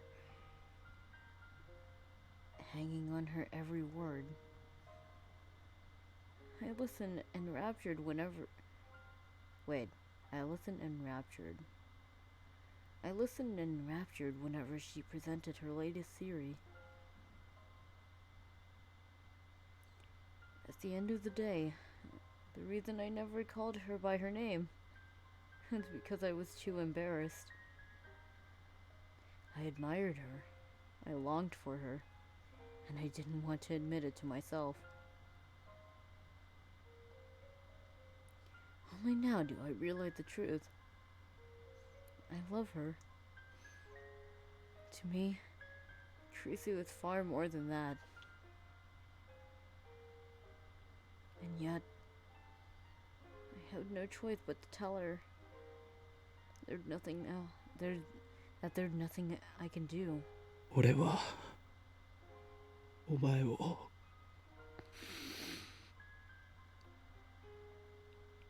助けられない。すまない。なんでよりによってクリスなんだって思う。くそ。 Silence. Nothing moves. Is this what it's like to be the only person left in the world? ねえ岡部、あんたがベータ世界線に行ったら、こうして仲間として一緒に過ごした記憶はマユリや橋田からは消えちゃうのよね。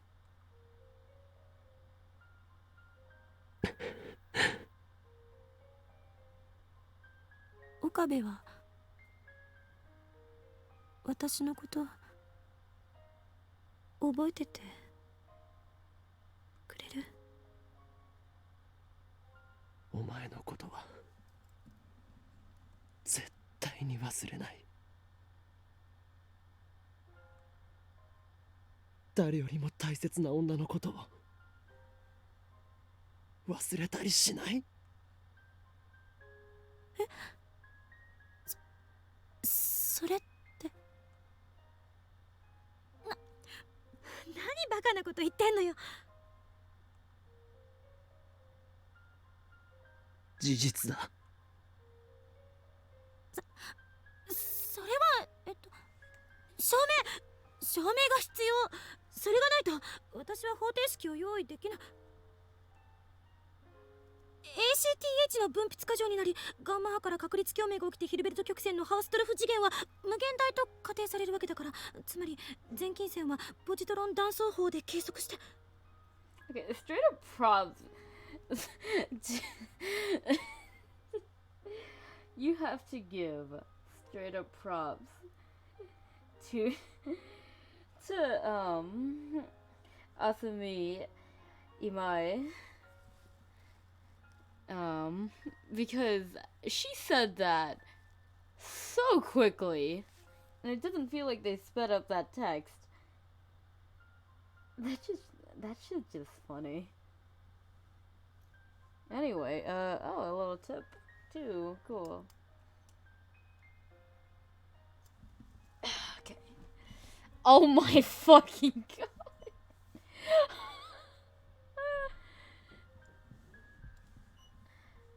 Adrenocorticotropic. Okay, that wasn't actually as bad as I thought it would be. But don't ask me to say that word all at once. It's a hormone. Secreted in response to stress.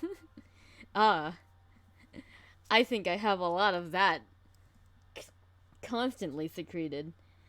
Like, every day.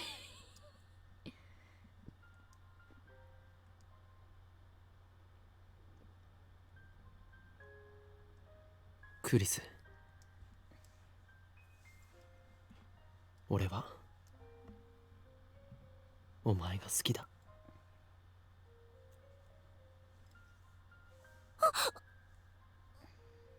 お前は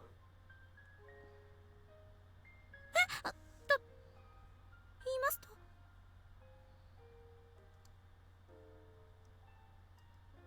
お前は俺のこと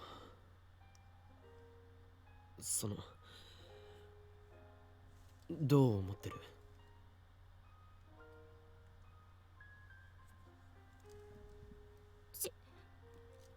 知りたいのか？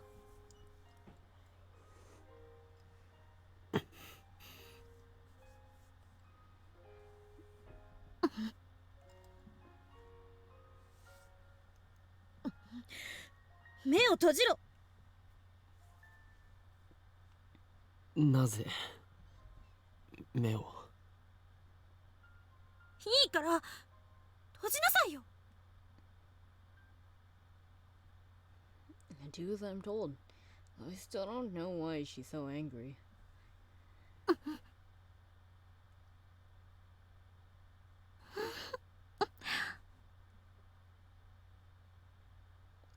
faint scent of citrus tickled my nose. Her lips are very warm. My mind goes blank. I'm unable to think. I want to stay like this forever.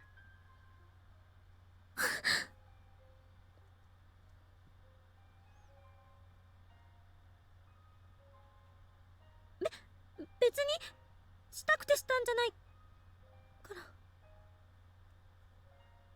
たださっき約束したでしょ。私のこと忘れないでって。より強烈な感情とともに海馬に記名されたエピソード記憶は忘却されにくいのよ。それに岡部は変態童貞だから、ファーストキスのことについて聖地化リハーサルが行われるはずで、それはすぐに長期記憶になってそうそう忘れないかって思って。それで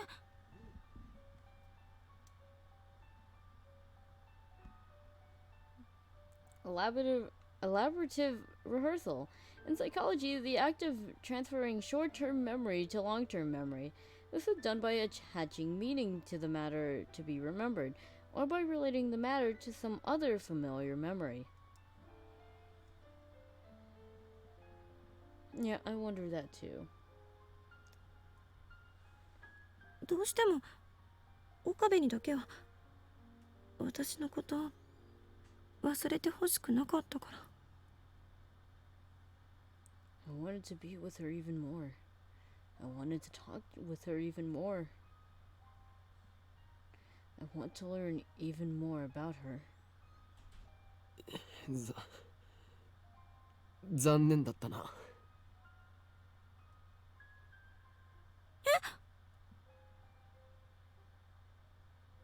俺はこれがファーストキスではない。生意気な童貞のくせに。うるさい少女。そうか、あんたは初めてじゃなかったのね。そうだ。だから今のは印象としては弱い。長期記憶にはならないかもしれない。I'm lying, of course. I've never felt such an intense kiss as that. だからもう一度だ。絶対に忘れたくないから。念には念を入れる。それならしょうがないな。キスだけどうぞ。What is she worried I'll do? ちゃんとその優しくして岡部。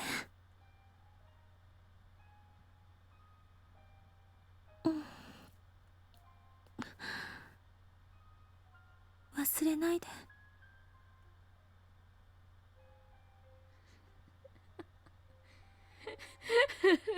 We're doing it different times at different angles.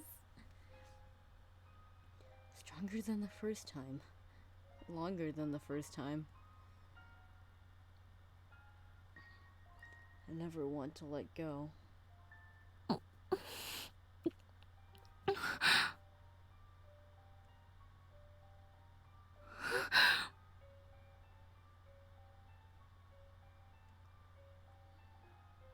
We feel each other's breath.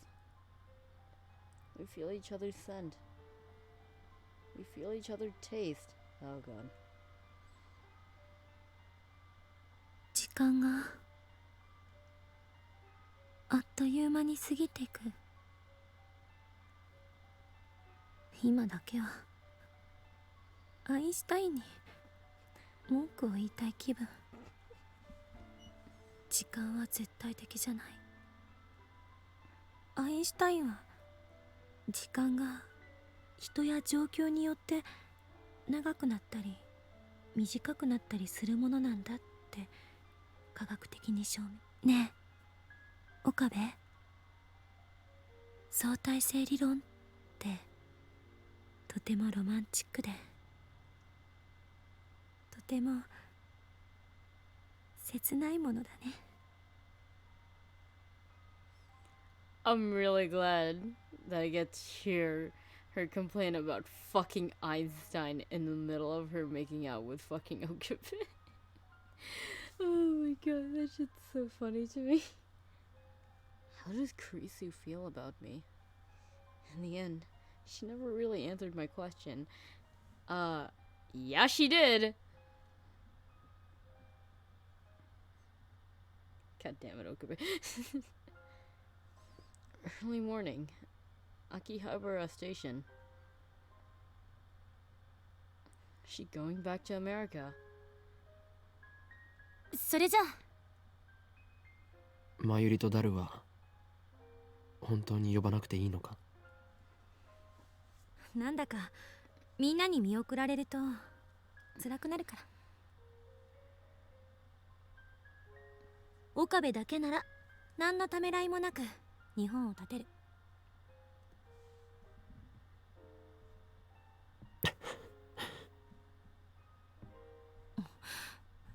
ジョークよ。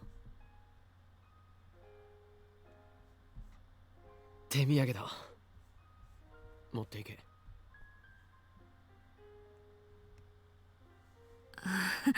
いらねえ。いいから。そんなにかさばるわけじゃないし。しょうがないから受け取っておく。And then, silence. No words of farewell. We just look at each other. 青森一緒に行けなかったな。うん。でもこの2週間なんだかんだで楽しかった。マユリや橋田によろしくね。We share one final embrace. No, it's not a kiss, I swear. 岡部頑張って。元気で。I watch her go, unable to move a muscle. I wanted to stop her. I want to wrap my arms around her and tell her to stay with me forever. But I can't. This is what we decided. To save Mayuri. To save the future. I'm sorry, Kurisu. I can't save you. Kurisu will disappear. She'll be left behind on this world line. There's no place for her in the coming world. 俺はマキセ・クリスのことを、マキセ・クリスのぬくもりを絶対に忘れない。 I don't know whether Kurisu heard my words. She just keeps walking. Strides steadily. She quickly fading into the distance. We will never meet again. Our world line will never cross again. I'm glad I met you, Kurisu. I would have been lost without you. I love you.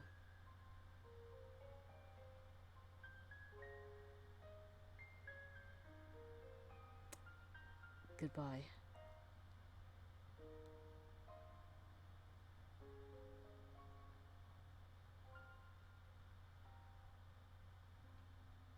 Even after Kurisu disappears from my sight.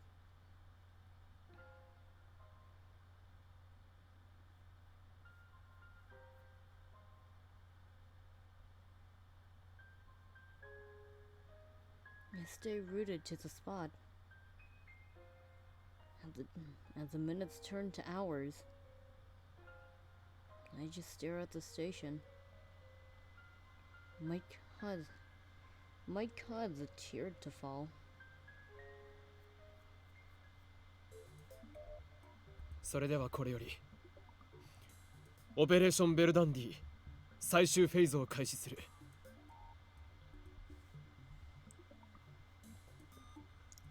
Hold on, I just realized, did I spell Verdandi right? Yes, I did, okay. Norse mythology is not my strong suit, I'm just saying.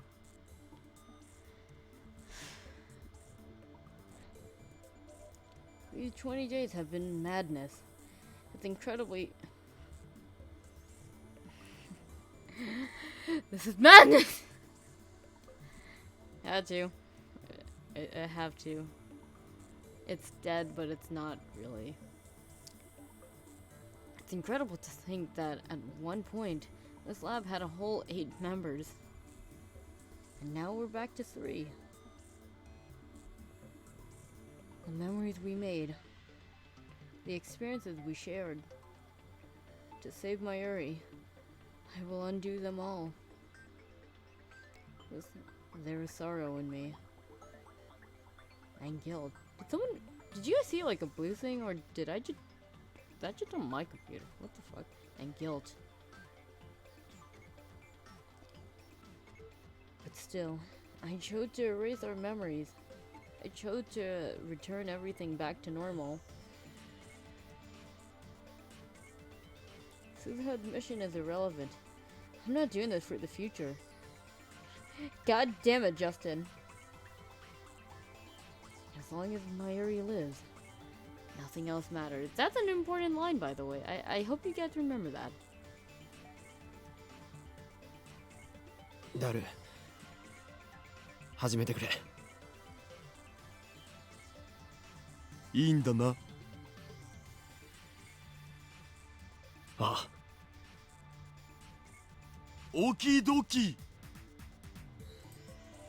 We use the IBN 5100 to access CERN's central database. There we will locate the first email I sent on July 28th and erase all trace of its existence. With this, I can reach the Beta World line. Look over at Mayuri to see her sitting straight at the rail, pressing her grandmother's pocket watch, Pockety, against her ear. Her eyes are closed. What was the name of Pockety in Japanese? I think it was like Kaichu. Kaichu. Anyway, whenever Mayuri wants to calm down, she listens to the sound of that pocket watch. The sound of any pocket watch is a beautiful, beautiful thing, and I need to figure out how to bust open the one I have for Full Metal Alchemist and replace the batteries. Earlier, I told Mayuri everything. I guess she'd come to terms with it, in her own way. The actual work, I've left to Daru. No problems there. While waiting for him to finish, I walk into the development room. In the center of the room is a time leap machine. I've made irreplaceable friends because of this thing. And because of this thing, I've hurt them. But I don't want to blame the tool. It's how you use the tool that matters. Like a knife. And I've got to admit, it saved me more than once. But still. Once this is over, I'll destroy the time leap machine. We must never make the same mistake again. オカリン見つけた。マジであったぞこれ。あったのか。俺が送った D メールが。しっかり残ってるを。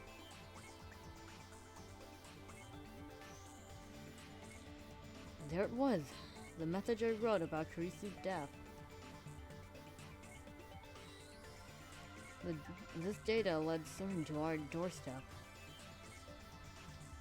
At FB's instruction, Moika and the Rounders attacked. If Suza is right, then by erasing this data, we will rescue. We will. Why can't I read?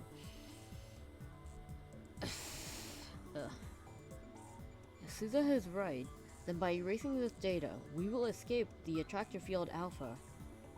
From attractor field alpha, where CERN dominate the future. This will take us to the attractor field beta. To a future without Mayuri's death. おかり。大丈夫だ。エンターキーを押せばデータ消せるようになってる。その儀式はオカリンに譲るわ。 This time, it ends. Kurisu's face floats through my mind. I close my eyes and take a deep breath. Goodbye, Kurisu. 勝利の時は来た。この俺はあらゆる陰謀に屈せず己の信念を貫き、ついにラグナロックを戦い抜いたのだ。この勝利のため我が手足となって戦ってくれた仲間たちに感謝を。 One press of this key, and Kurisu will die. I firmly grip my coat at the shoulder, right where it's been stitched together with jagged pink thread. 訪れるのは俺が望んだ世界なり。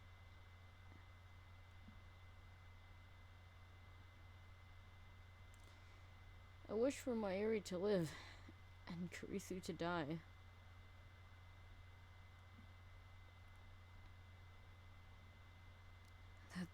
That is the truth, and I must never forget it.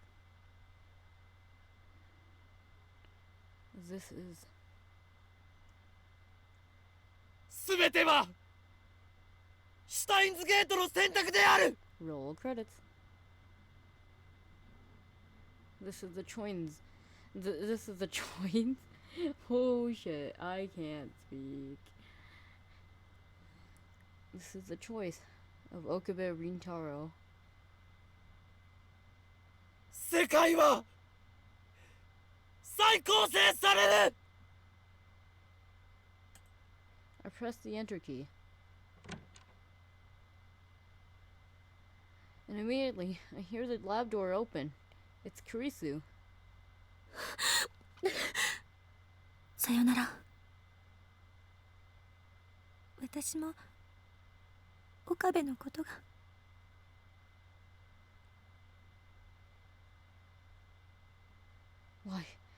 Why has she come back?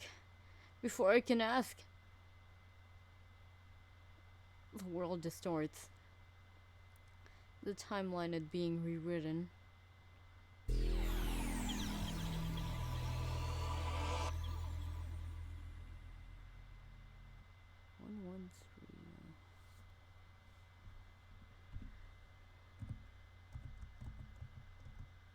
Oh, fuck, I forgot the written numbers. Reading Steiner. Little by little, color returns. She was standing there just a moment ago. My assistant, Christina, Makise Kurisu. Now she's gone, vanished like a dream. In fact, nobody's here. Wait, what? Oh boy, hold on. Is this another awkward we forgot to change certain lines to fit the animation? Everything is where it should be. It looks like nothing has changed at all. The seam on my shoulder should have crazy stitching on it. But, thank you. Such is not the case. Put them in brackets. The stitches, uneven from having been sewn in the dark, have disappeared.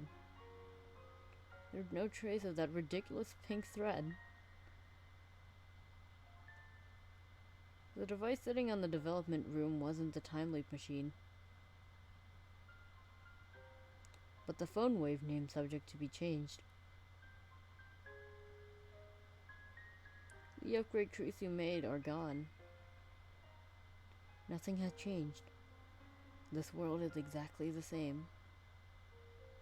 In all respects save one. Thank you. Kurisu was never here. Every trace of her has vanished. Nowhere, except in my memories.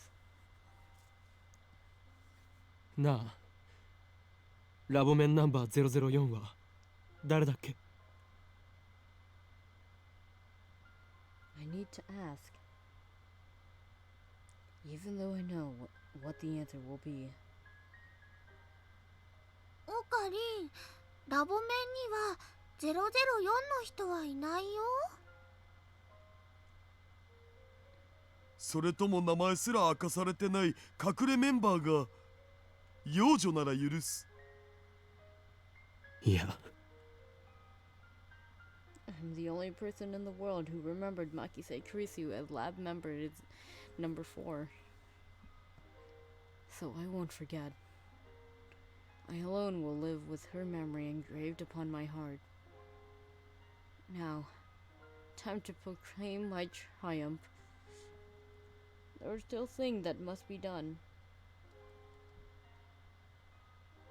And many sacrifices were made to get here. But despite that, this is my victory. I have won.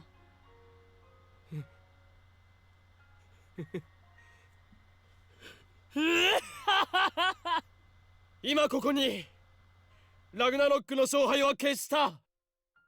この俺、狂気のマッドサイエンティストである法王院京馬はそのアインシュタインにも匹敵する IQ170 の霊理なる頭脳により機関およびセレンのあらゆる攻撃に対し時空を操ることで完全に勝利したのだ。まさに俺は神に等しき存在となった。そしてたどり着いたこの大いなる地平、我が野望が叶う世界、世界の支配構造はリセットされ混沌の未来が待つであろう。これこそがシュタインズ。オカリン、もういいんだよ。何を言ってるんだ。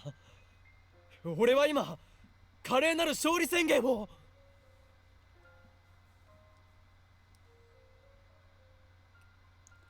I freeze, utterly taken aback. だって今のオカリン泣き出しそうな顔してるんだもん。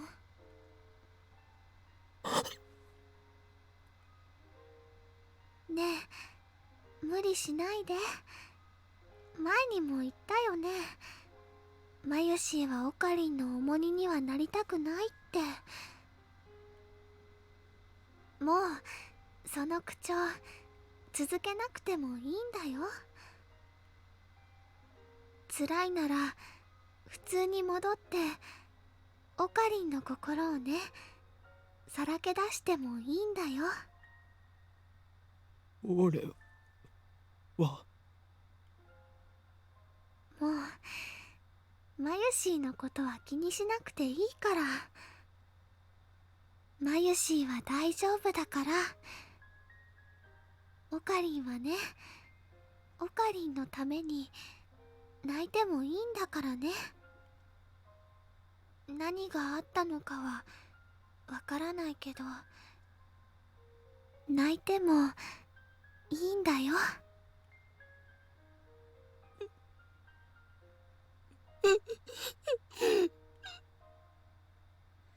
And just like that, the mask shatters. All it took was one word from Mayuri, and an entire speech, technically. I had worked and worked with one sole purpose in mind. I even sacrificed the girl I loved. But now, thinking that I'd freed Mayuri from her fate, once more, I see Kurisu's face in my mind's eye. I recall the warmth of her body, the softness of her lips, the weight of her last words. One by one, they pound against my heart. I can't bear it anymore. 俺は I'll never see Kurisu again. That knowledge shreds my heart. This is the world I've been searching for. A world where Mayuri did not die. And yet, it is missing the person most precious to me. It's too much. Why did it have to be Kurisu? Why was I forced to choose? Why was I the one to decide? Why did she send me off with a smile? I cling to Mayuri. She strokes my hair gently. I surrender to my grief.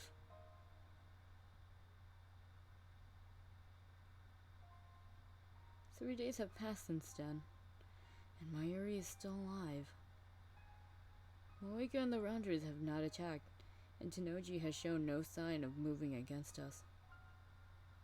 Everything, save for the hole in my heart. これで最後だな。 Yesterday, I was finally able to confirm that Mayuri's death had been avoided. はあ、もったいねえな。IBN5100 は売ればプレミアつくのに。それよりね、ラボから電子レンジがなくなっちゃったよ。マユシーはもうジューシー唐揚げナンバーワンを食べられないのです。電子レンジぐらい拾ってくればいいだろう。 We no longer need the phone wave. Name subject to be changed. That miraculous time machine built by coincidence had brought Kurisu in my life. But at the same time, it made many people suffer. It must never be used again. Not by me, not by anyone. It's time for the phone wave, name subject to be changed, to die. And with it, the insane mad scientist Heyo Hi-o, Lord of Space and Time. これまでの自分を否定したくないの。たとえ失敗ばかりだったとしても、それを含めて今の自分があるんだから。 Time travel had too much power for any human to wield. Life was never meant to be redone.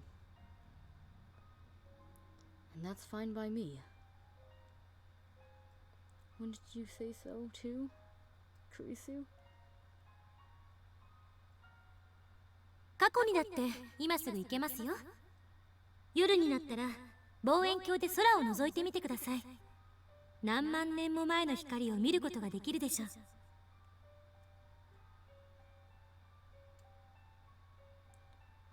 Every night, we casually travel through time. That's what Kurisu said. And each and every word she spoke, I carved into my heart, so that I'll never let them slip from memory. For as long as my life endures,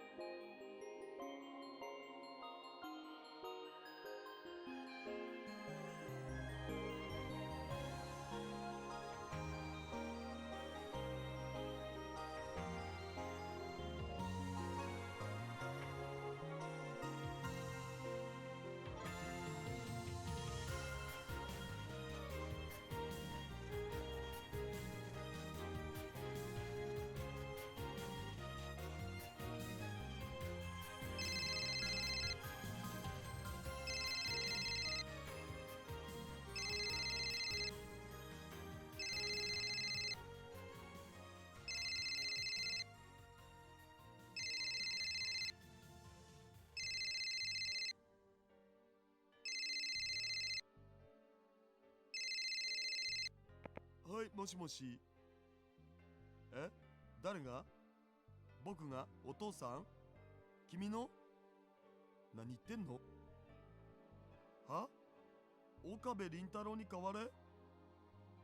なあ、オカリン、謎の女が代わってくれってさ。誰だ？お願い、今すぐラジカンの屋上に来て。だから誰だよ。私は2036年から来た。そこにいる橋田至の娘。名前は天音鈴葉。ちょっと待て。鈴葉がなんでここにいるんだ？